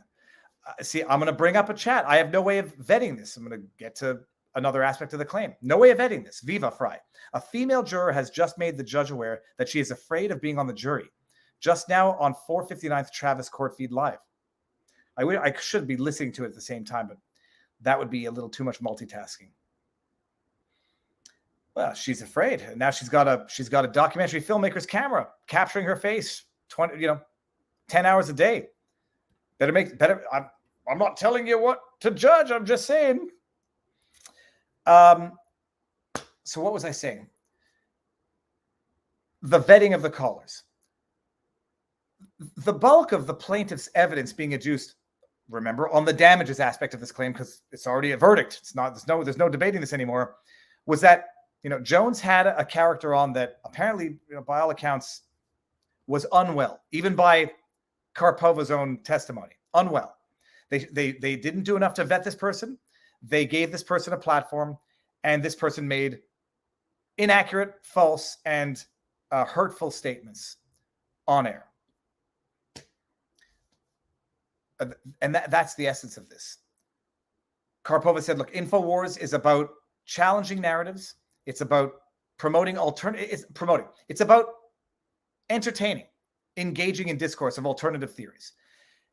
But what is becoming exceedingly clear about all of this, and today was the most telling day, because you had two experts, one on journalistic ethics and the other one on misinformation.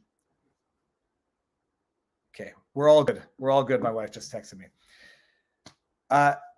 You have experts on journalistic ethics or journalistic standards and misinformation.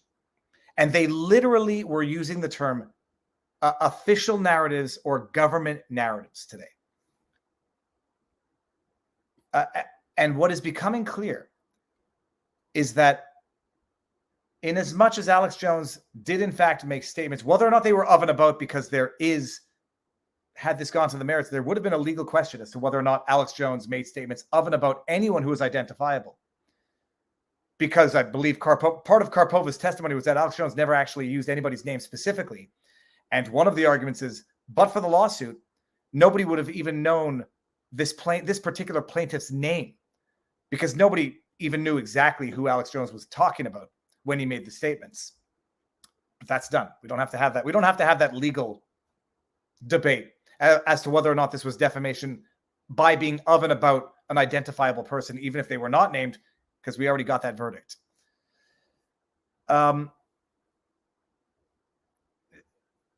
Even by Karpova's own testimony, they never mentioned the individuals by name. But, InfoWars is what it is. It's there to entertain engage in discussion about alternative narratives for reasons which we'll get into in a bit. There might be reasons sometimes to question what the government's telling you, sometimes. But today they were literally using the word government narrative or official narrative because the misinformation expert who comes in, oh my goodness, if anybody had seen, you won't get to see the voir dire anymore because you won't be able to rewind and the stream's going to be deleted at the end of the day. It wasn't the voir dire. She's already recognized as an expert, but they were going through her credentials. It was the most nauseating circle pat on the back you've ever seen. Where'd you go to school? I don't know which, it was Stanford or whatever, Oxford. It was, good, prestigious schools. I don't mean to get you to toot your own horn, but those are good schools, right? Hey, I'm embarrassed to say, but yeah, they're the eminent schools on misinformation. Oh, and are you popular on Twitter? Oh, I don't know how you say popular. Do you have thousands of followers on Twitter? Yeah, I have thousands. Anyways, this misinformation specialist is there, and she was testifying on InfoWars, challenging government narratives. Not InfoWars specifying misinformation specifically as relates to Sandy Hook, that they are the go-to, that it's hard to look up misinformation online and not come across InfoWars and Alex Jones because they're the leading purveyors of misinformation as relates to contradicting government narratives. And I forget if the word was government narrative or official narrative. I think it was government narrative because I remember immediately taking to Twitter just to say the following. This is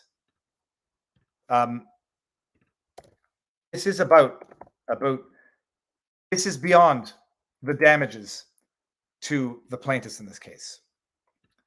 Here we go. I found it. Good. The longer the Alex Jones trial continues, the more apparent it's becoming that the trial isn't only about punishing Alex and InfoWars for false statements they made about Sandy Hook. It is a writ large attempt to criminalize and deter questioning any official government narrative, because they use the word government narrative. I think that's my mental note.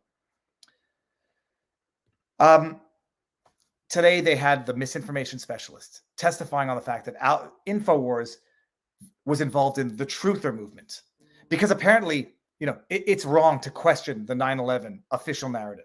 They were involved in the Obama birther movement, so it's impermissible. It should be criminalized to question Obama's birth status.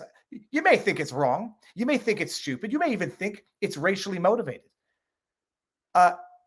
It's legitimate discourse in politics. Questioning the official narrative of 9/11 is legit to varying degrees. I mean, it'll all be legitimate discourse. It just might be legitimate, untenable discourse. There's some aspects which are less tenable than others. The hologram theory about 9/11, I'll say that you have the freedom to entertain those thoughts, but they're less credible compared to others. Compared to other theories, which, until you understand what actually goes on in the real world, you might think are outlandish, but then you'll look into things like Operation Northwoods, and then you'll say, my goodness, the highest levels of government had previously talked about certain types of things which you are now claiming are so outlandish that it's conspiratorial and cancel worthy, to misinformation label worthy, to say, well, there was this thing called Operation Northwoods. It's not inconceivable that I should view the world, present and future, through the lens of the past. Who is so young that they don't Operation North, that they don't know about this? We're going to get it from Wikipedia just because it's going to be the easiest one. But let's just people. If you're not familiar with this, it'll blow your mind, and if you are, it's always worthwhile to rafraîchir la mémoire, comme on dit en français. Operation Northwoods was a proposed. It wasn't a purported proposed. It was a proposed false flag operation against American citizens that originated within the U.S. Department of Defense of the United States government in 1962. Not a rumor, not a possibility. It was in fact a proposed false flag. Proposed by whom? The Department of Defense. The proposal called for CIA operatives to both stage and actually commit acts of the big T against American military and civilian targets, blaming them on the Cuban government and using it to justify a war against Cuba.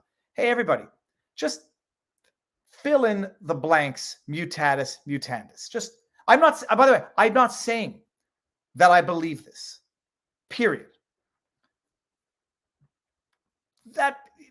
You just replace certain words, mutatis mutandis. You view the present and the future through the lens of the past, because if you don't, you're never going to understand the present or be able to sufficiently assess the future.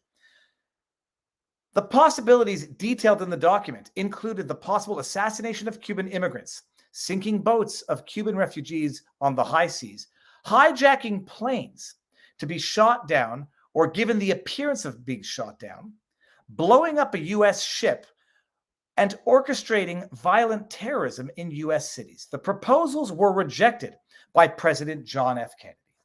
But for JFK, had he ratified this, it would have been not just a proposal, it would have been implemented. And lo and behold, what happened to JFK about a year and a half later? When was JFK assassinated?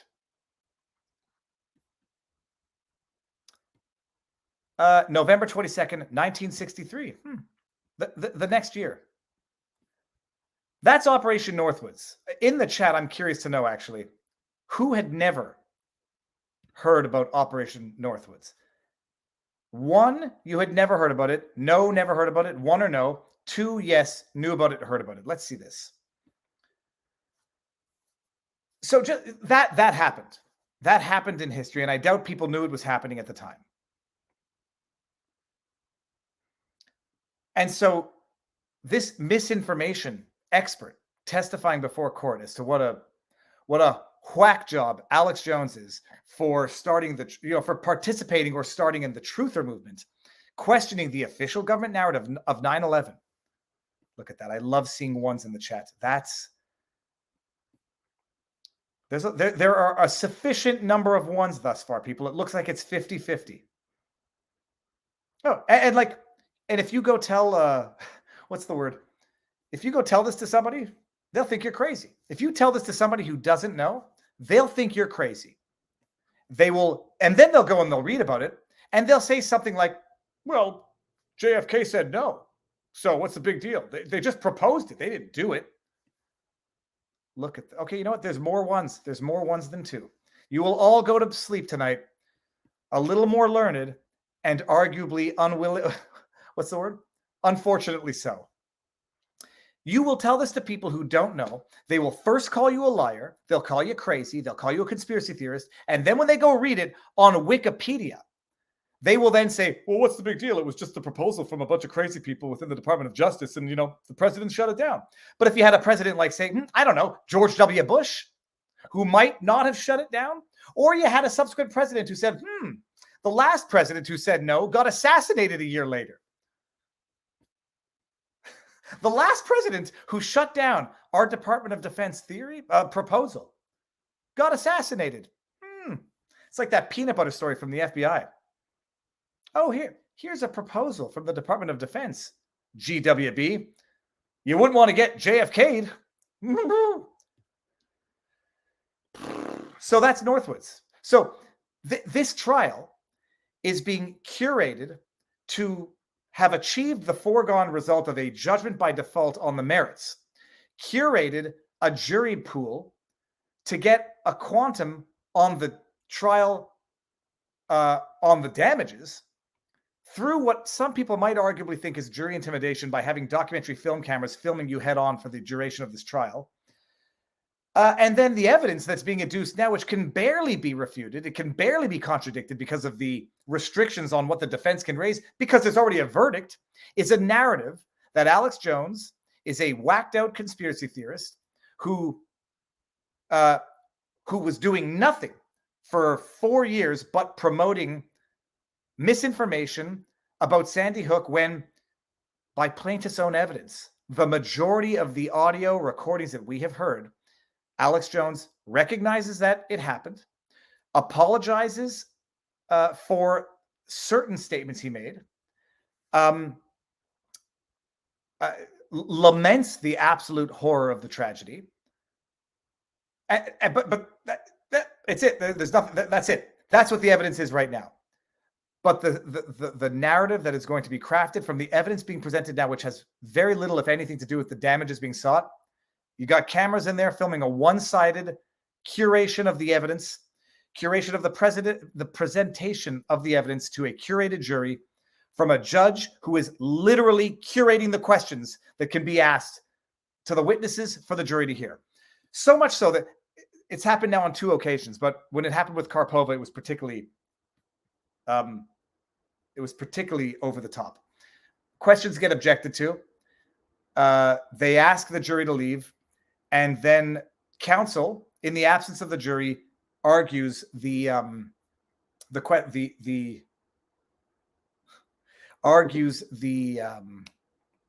what's what I'm looking for? The questions, the admissibility of the questions to the judge. The judge is going through these questions, and she's like, "Well, this one's not even a question. This can't be a question." These were the defense questions that she was going through.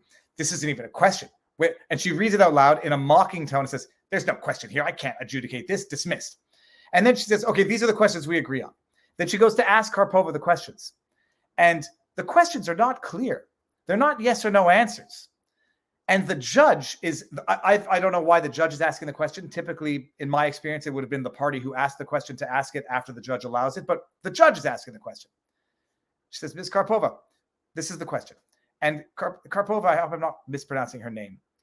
She says, I can't answer that question. "No, it's a yes or no question. Answer yes or no, please." And she repeats the question. And then Karpova's like, "I can't really answer." It's like, third time, last try. The judge is cross-examining one of the witnesses in a more energetic manner than the plaintiff's own counsel was. Third chance, last try, or she said, third try, last chance, in a sassy, over-the-top, performative manner, which all makes sense now that apparently there's, more cameras in there. There's one more camera in there than there should be.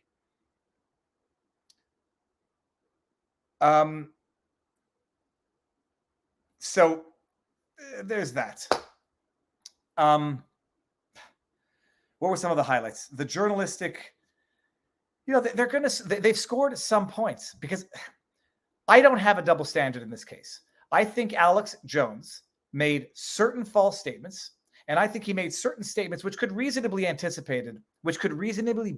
anticipated to cause grieving parents emotional distress. I appreciate there's people out there who think different things about Sandy Hook. That's fine. You're entitled to your belief.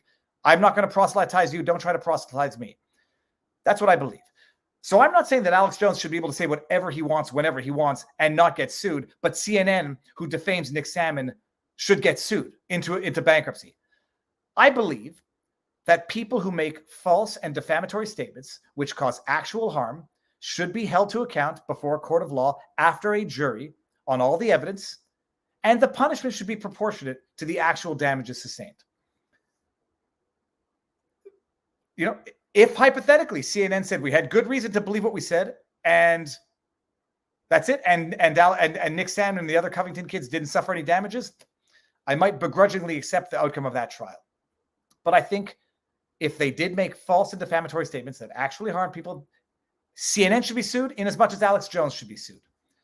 When it's only a one-way street, when Elizabeth Warren, who still has yet to delete, retract, and apologize for her demonstrably false tweet about Nick Salmon, Deborah Holland, still as well up there, never apologized, never retracted, never corrected. CNN, I don't think they ever made a formal retraction.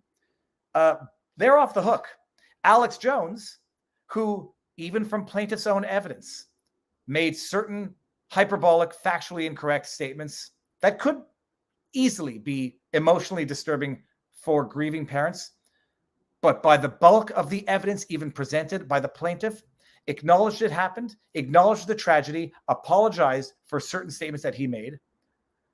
No, $150 million, bankrupt him, foreclose him from pleading, foreclose him from contesting, curate a jury, curate the evidence to get to the judgment that you want, to bankrupt Alex Jones, and to send a message to anybody else out there who would dare be a, quote, purveyor of misinformation as determined by this misinformation specialist, because apparently contradicting the official narrative on 9/11. Imagine that evidence came into testimony today in this trial at this stage. So that is why I say that the longer this goes on, the more it becomes apparently clear that this is not about properly remedying, compensating people for damages that they actually suffered. It is about bankrupting Alex Jones to send a message to anybody else that once we identify you, once we have experts come in and identify you as misinformation, we will deplatform you, we will unperson you, and we will silence you to the point where you will get a $150 million judgment, just one trial of many against Alex Jones, by default. You will not even be able to defend yourself. Just going to see if Barnes is available. Wants to pop on. And it doesn't look good. I mean, it doesn't look like it's going like I watch this and I watch it as a lawyer, and I say to myself, to be deprived of your defense, you have to have you have to have not thumbed your nose at the court. You have to have inserted your middle finger into the court. I don't think Jones ever got there. I think he might have, in all normal run of things, he might have been ordered to pay some damages for some statements, but there was an apology. Many apologies over years. There would have also been the argument that the plaintiffs, in this case, were public figures, and they would therefore have had to show an actual malice. One of the questions that came up in cross had to do with the fact that the plaintiffs in this case, they were doing the rounds, interviews, political activism in the wake of the horror. I'm not even calling it a tragedy. It's beyond tragedy. It's horror.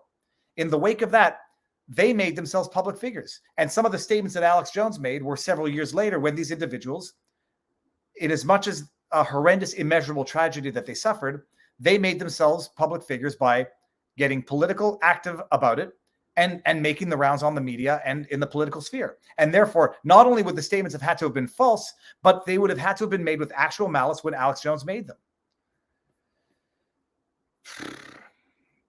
And so that's it. It's just people are out there saying, well, Alex Jones is a crazy nutcase. He deserves everything he gets.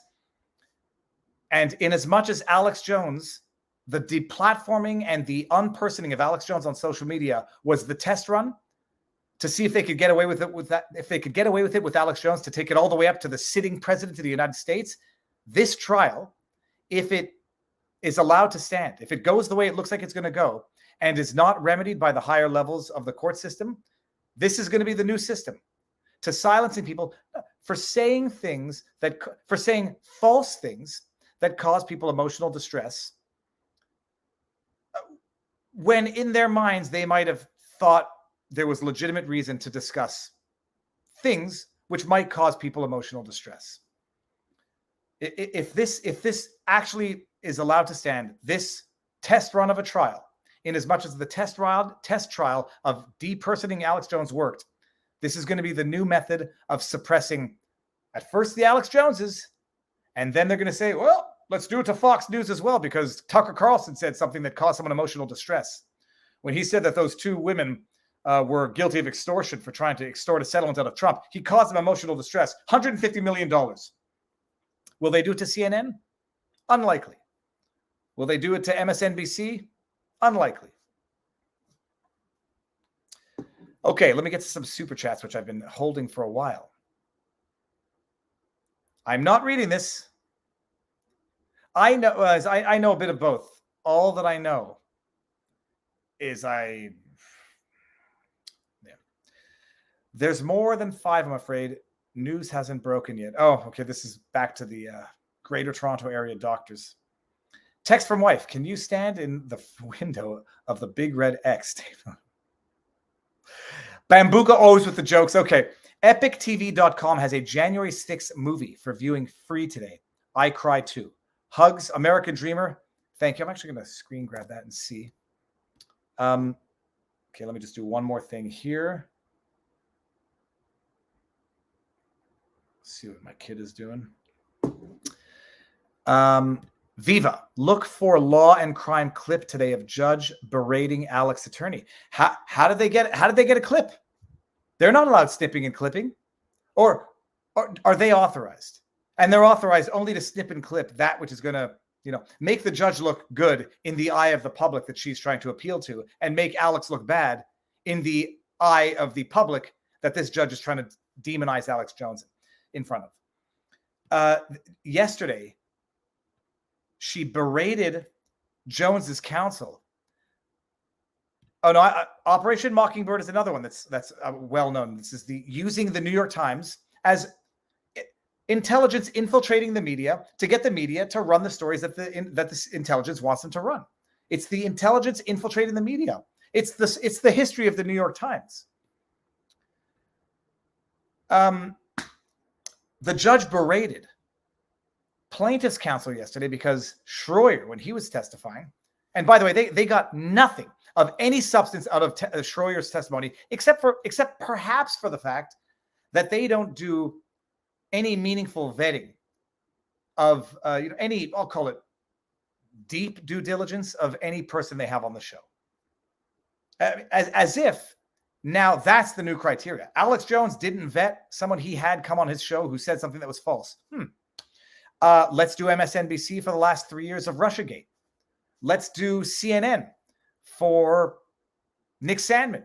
Did they vet Nathan Phillips? When Nathan Phillips was running around giving the interviews about how these white preppy kids, accosted him, did they vet Nathan Phillips? Because Lord knows, Nathan Phillips said a lot of things that weren't true. Nathan Phillips might not have been a war vet. There's Jussie Smollett. Hey, now if failing to adequately vet a guest on your show is the threshold, is the required degree now to surpass in order to bankrupt a company for saying something that turns out to be false, that causes someone some form of emotional distress, it's a bad new standard. And one thing's for sure, it's not going to be a two-way street.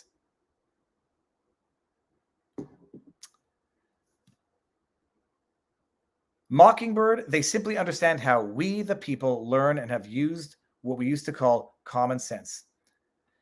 Mockingbird, intelligence infiltrating and weaponizing media, like directly to promote government narratives, government lies. New York Times, when they were covering the fallout, no pun intended, of Hiroshima, they had gotten special permission from intelligence to get access to the fallout. And they were then parroting, what is it called? Not lapdogging. They were just repeating the government narrative, which was that there's no nuclear fallout. There's no bad effects from the radiation. This is all just an aftermath of the concussive effects of the explosion. They were repeating government lies so that the public would not know of the horror of the fallout of Hiroshima and Nagasaki. They were lying for the government because they were granted special access by the government, pretty much on the condition that they continue to propagate government lies. And so that also, when the government would continue testing nuclear weapons on the islands of I forget where, destroying the islands, destroying the people, the citizens would not be aware of the horrors of the fallout from Japan, and so they wouldn't have any moral objections to continue testing because it's innocuous. There's no lasting problems from it because New York Times said there wasn't. Charles Algo NO2 Czar. I don't know what that is. What if it was Michael Moore for his 9/11 documentary? It will not be the Michael Moore types. And by the way, I wouldn't be okay with this happening to Michael Moore. He's a detestable human being. He's a liar. He is someone who will weaponize tragedy for political purposes and personal gain. He still has the right to a defense. He still has the right to a trial by jury of his peers. He still has the right to contradict evidence, to make a plaintiff or a prosecutor prove its case. He has the right to the constitutional rights that are afforded to everyone and that should be deprived of no one under the most egregious of circumstances. Look up Operation Freakout. As a lawyer, you'd have a better understanding than most as to how damaging the actions of the COS were to an author. Is that a real operation, or is that a joke about me having a freak out? Can Alex Jones take this to the Supreme Court for appeal, showing they had evidence supporting his innocence? Okay, I'm only going to, I've heard what smarter lawyers than me have to say. It can go up to the, it's a state claim.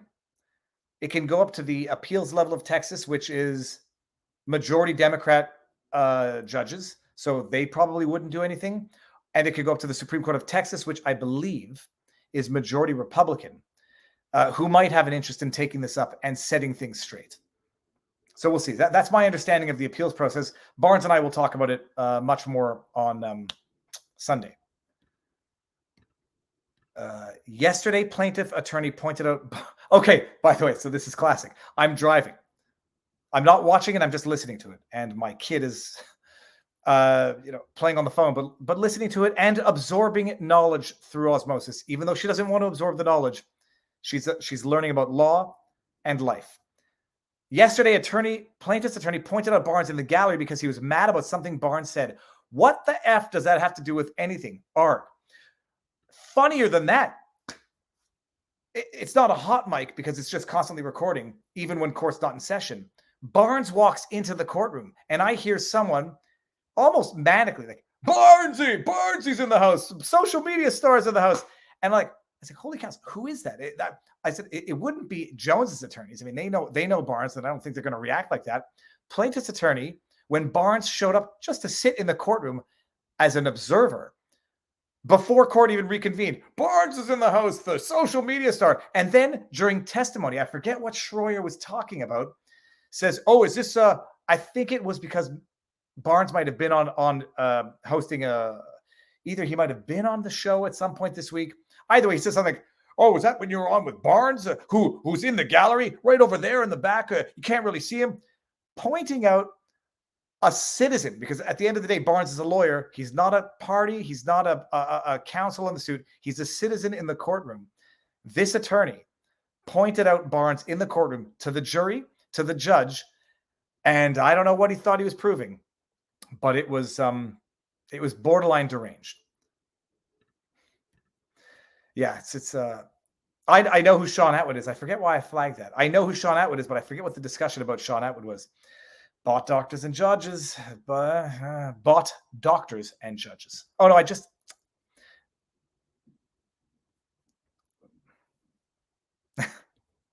I'm not reading that. Don't want to get in trouble here, people.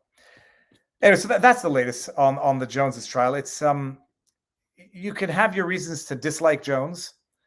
I think he said some things that are false. I think he said some things that are injurious. Whether or not, how much it's worth is a separate question. That being said, he's been right on a lot of things.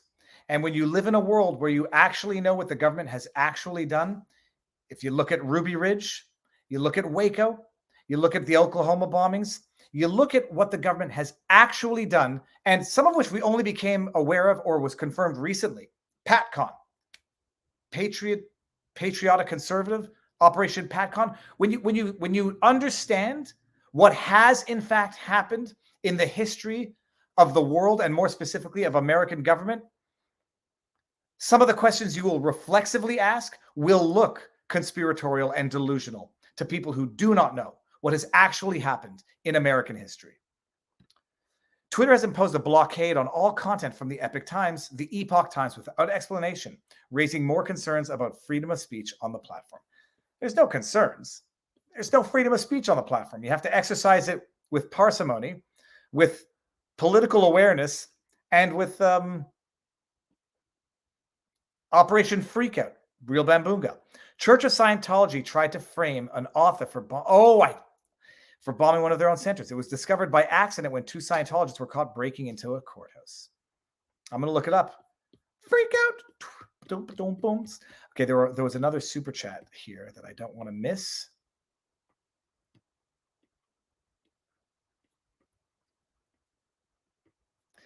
And then the other problem is, once you know what has actually happened in the history of humankind, and then you begin to ask questions of everything, it can all, in as much as litigation creates what I like to call litigation trauma. Once you've been chewed up and spit out of the judicial system, you went in a beautiful slab of meat and you come out a hot dog or a sausage. you then look at everyone and everything with what I call litigation trauma. Everybody's lying to you. Everybody's trying to get you. Everybody is out to screw you. You can't trust anybody. And it creates a trauma where you then end up not trusting people who are in fact trustworthy, questioning things which are in fact true. And the same applies to the view of the world. Once you know what has actually happened, and as horrific and unbelievable as it is, you then start to apply that to everything, even things to which it does not necessarily apply, which makes people start to deny things which ought not be denied. And, you know, one of the questions they asked Karpova, it was very interesting. And I don't even know why they would do it because it doesn't serve the plaintiff's interests. They were asking the distinction between false flags, hoaxes, patsies. What's the one they referred to as people taking psychotropic medications? Xanax kids? Someone in the chat's going to know. You know, and they were, Karpova was explaining something can be a hoax and actually happened in that some people tend to use the words inaccurately. Weaponizing an actual event for political purposes afterwards, people sometimes call that a false flag. It actually happened. It might have been an unsolicited or unprovoked incident that then gets weaponized. People use words improperly.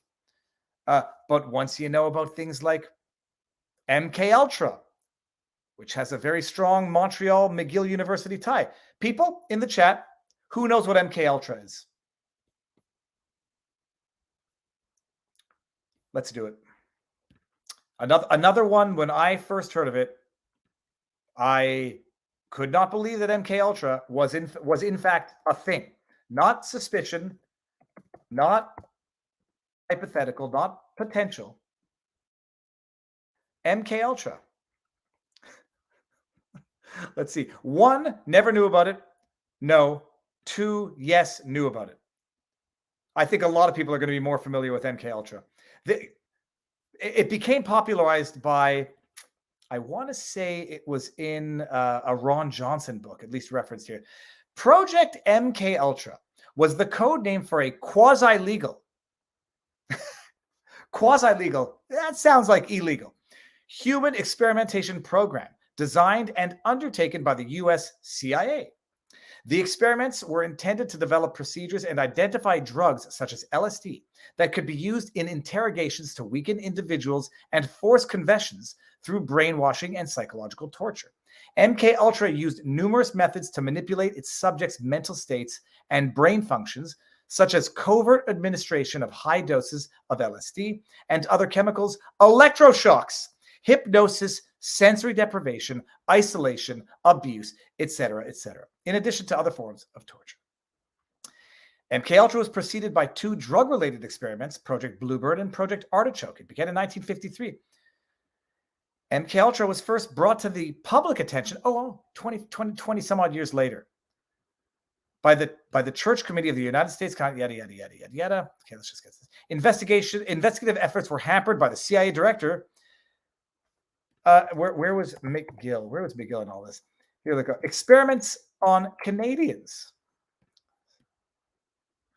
The CIA exported experiments to Canada when they recruited British psychiatrist Donald Ewan Cameron, creator of the psychic driving concept, which the CIA found interesting. Cameron had been hoping to correct schizophrenia by erasing existing memories and reprogramming the psyche. Fine. He commuted from Albany, New York to Montreal every week to work at the Allen Memorial. That was the Psychiatric Institute of Montreal, Allen Memorial. He's paid $69, yada, yada. Who cares about that? Okay. Carried out experiments. The research funds were sent to Cameron. Okay. In addition to LSD, Cameron also experimented with various paralytic drugs as well as electroconvulsive therapy at 30 to 40 times the normal power. His driving experiments consisted of putting subjects into drug-induced comas for weeks at a time while playing tape loops of noise or simple repetitive statements. His experiments were often carried out on patients who entered the institute for common problems such as anxiety disorders and postpartum depression, many of whom suffered permanent effects from his actions. I also believe they, I don't want to make a mistake on this, homeless. I believe they kidnapped. Okay, we're not going to get that. Anyhow, It's worse beyond words. I have to take this in a bit. It's worse beyond words. And if you had said this to anybody in 1953, there's a doctor at McGill who's experimenting on people who show up to the Allen Memorial for regular stuff, people would have said, you're crazy. You're a conspiracy theorist. You're challenging the official government narrative. You need to be censored, deplatformed, and silenced. What a difference 20 years makes.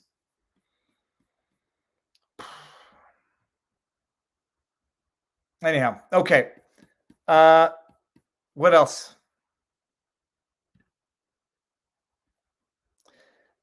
That you go watch Eric Hunley, Mark Robert, America's Untold Stories, or an episode of Barnes's Hush Hush. I'm sure they have more information on that. Okay, WTF. Why would you experiment on someone with postpartum depression that pretty much always have families who are going to come around asking for questions? It depends. It's interesting. I do recollect that they actually experimented on the most vulnerable of society. Homeless people, mentally unwell people, and they had their pick. Okay, let me see something on the Rumbles. And then I'll take some more discussion in the chat. What's going on here? Boom, shakalaka. Okay, there is no Rumble France. And I just got an email.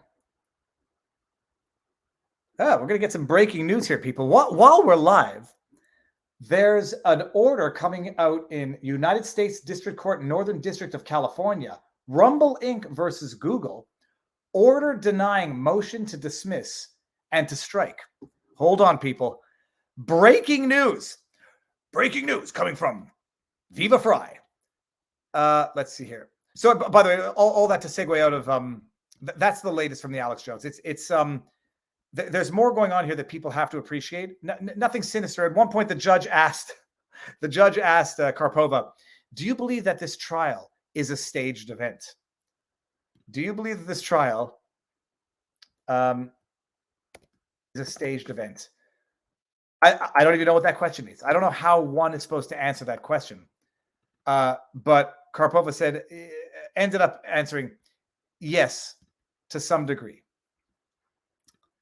A judge who's performing for the cameras, quite literally performing for the cameras, asking Karpova, the representative of InfoWars, if she thinks this is a staged event. Here, hold on a second, people. I'll figure out how to do one of these days. One of these days, Lowish. All right, people, here we go. Look at this. This is hot off the presses, I think. Let me just see what date this is from. July 29. Straight up hot off the press. All right. I'm going to remember to clip this portion of it right now. This is going to be a live first time reading through this order. For those of you who don't know, I covered it a while back. Rumble is suing Google, alleging that there's artificial suppression, among other things, artificial suppression in search results, which benefit Google and actually harm others. There was some, they'll explain it here. Order denying motion to dismiss and to strike. So Google makes a motion, dismiss the suit, failure to state a claim, whatever the bases. Section 2, I don't know if they invoked Section 230 immunity, and to strike certain allegations. And apparently, the Google's motion has been denied. Background. Since 2013, Rumble has operated an online video platform. Plaintiff Rumble alleges that Rumble is one of the most respected, independent, and privately owned companies in the online video platform industry and market, and its business model is premised upon helping the little guy gal video content creators monetize their videos. According to Plaintiff, Rumble currently has more than 2 million amateur and professional video content creators and now contribute to more than 100 million streams per month. Rumble alleges that Google willfully and unlawfully created and maintained a monopoly in the online video platform market by pursuing at least 2 anti-competitive and exclusionary practices, manipulating algorithms. What's the second one? Yeah, we can read that. Oh, you know what? I'll share this on Locals after when I figure out how to save a document. Okay. Plaintiff alleges that defendant uses various agreements with Android-based mobile smart device manufacturers and distributors to ensure its monopoly of the video platform market. We've seen this in other Google antitrust lawsuits where certain apps become pre-programmed on devices and are undeletable on devices. So even if you want to use Rumble or you don't want to use Google search to search, you can't uninstall that app from phones because they come tied to it. According to plaintiff, defendant requires Android device managers that want to pre-install certain of Google's proprietary apps to sign an anti-forking agreement. Well, they're forking somebody. Okay, we can skip over some of that.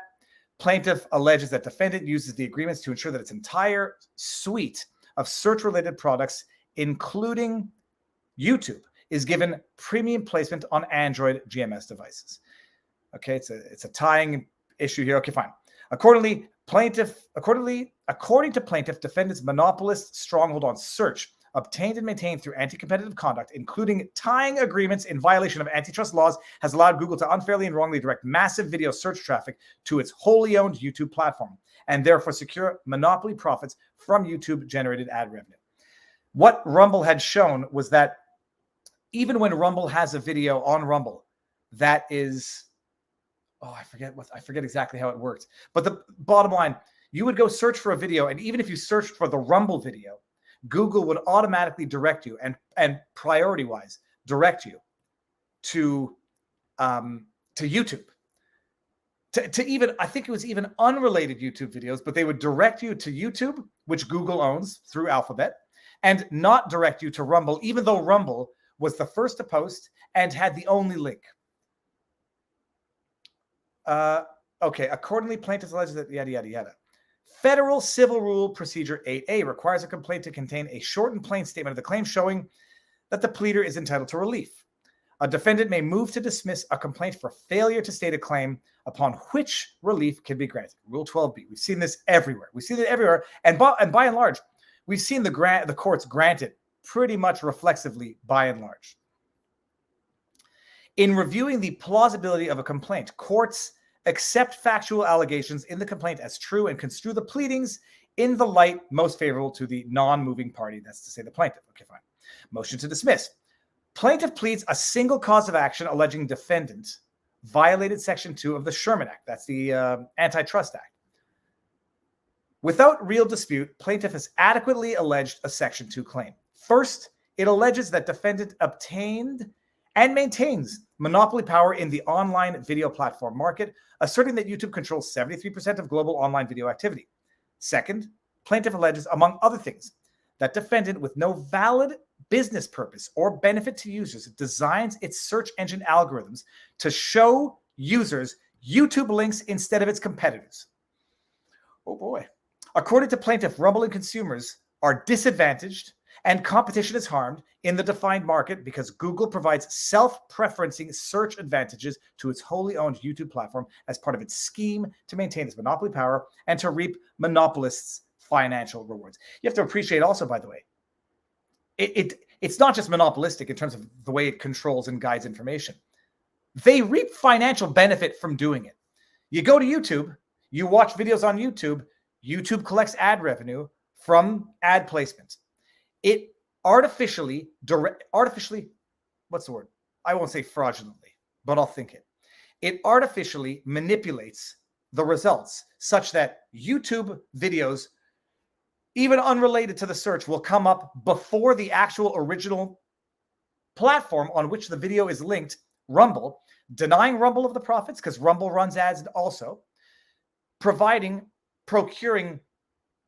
unwarranted profits to YouTube, owned by Alphabet, which owns both Google and YouTube, and unfairly using its monopoly with pre-installed undeletable apps from mobile, which account for, I think it's over 80% of internet traffic these days.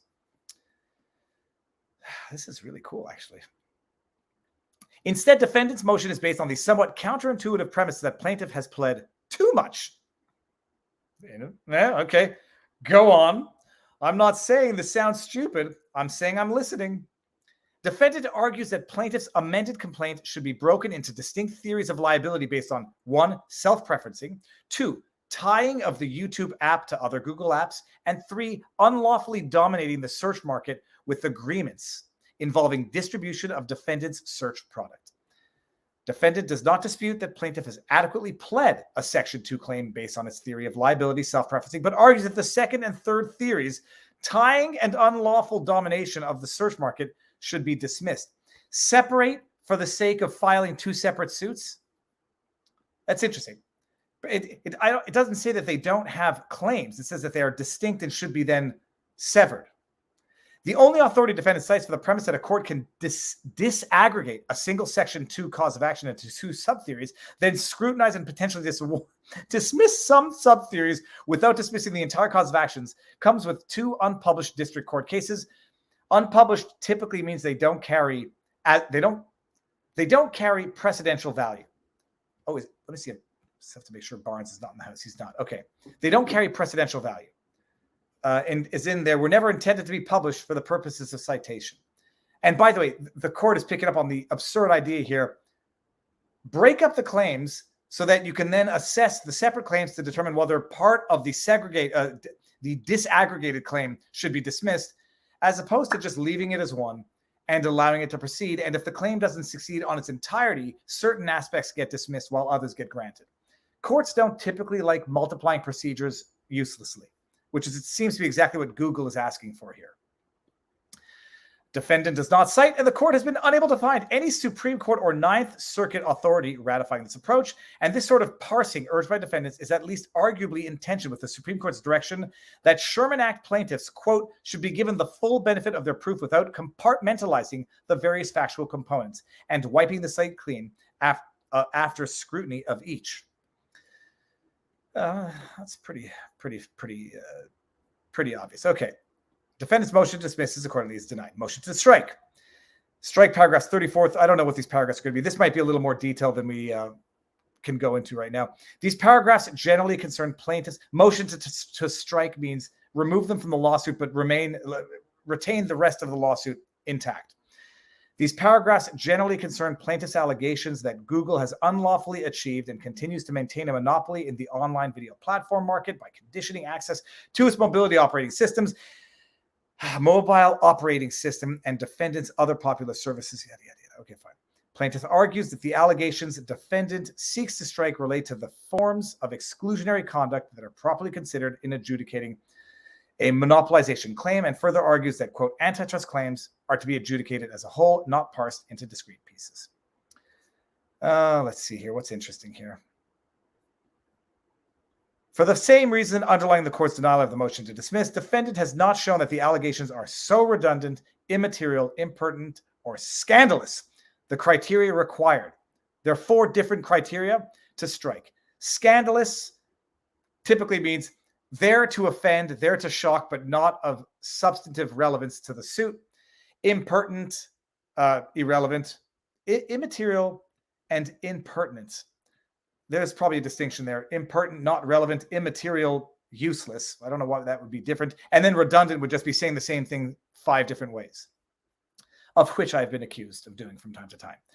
Yada, yada, yada. So it's denied.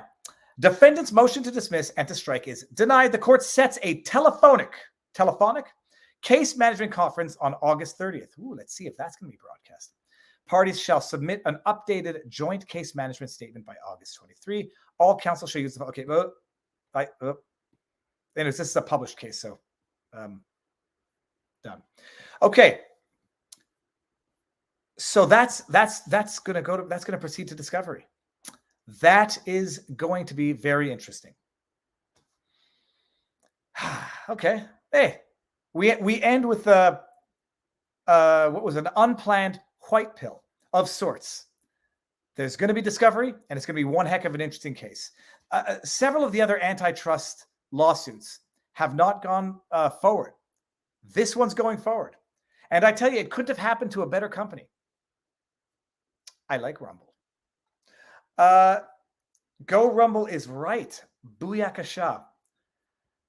So that's cool. We'll see what happens. Maybe we'll have Pavlovsky on the channel again for a sidebar one of these days. All right, people. Happy Viva. Go. It's Friday night. I'm going to watch another movie with my kid tonight. We'll see which one.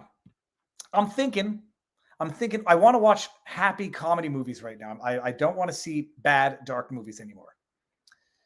What was the last one I watched? No, it was John Ronson's book. Making or meeting with extremists. Viva, you don't report the news, you just document the day. It's true. Yeah, just talking about these are the things that I've read today. Anyhow, I've been listening to Ron Johnson's "Them," the extremist book, or "Making the Extremists." The chapter dealing with Ruby Ridge and Weaver, and his son and his wife. It hurts my soul to hear it. And it's not because I'm partial to certain tragedy and indifferent to others. Hearing tragedy, I don't know if I'm getting old, if I'm getting sensitive, if I'm getting like traumatized. It hurts my soul. I feel it. I think I feel it in as much as the experience itself. And I can't do it anymore.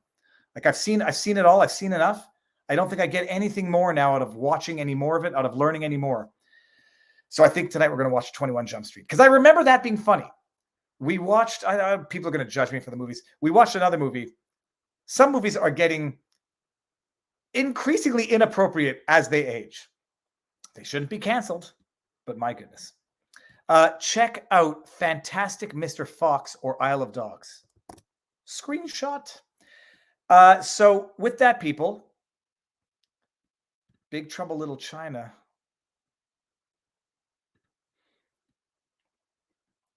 This is what government killed God. It's not like they've ever had a good history. And I thought you said the government killed the dog because that's in Ruby Ridge. The Weavers shot the dog. Kid fire. Go read Ruby Ridge, and everybody out there who has not seen the Waco series, watch the Waco series.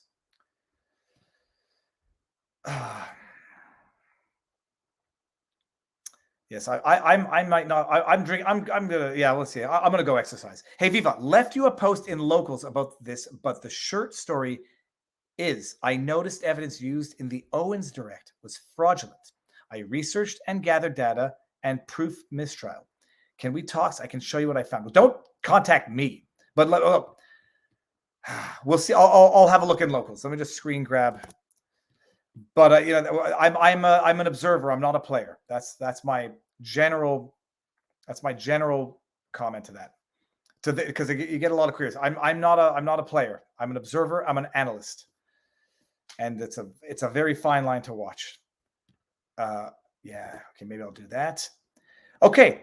So with that said, people, Sunday night there will be a stream.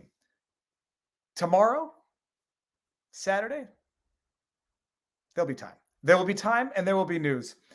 Everybody, thank you for, as always, tuning in, for the support. I'm trying to think of it. Check out Dr. Francis Christian's Substack. I tweeted out the link to it.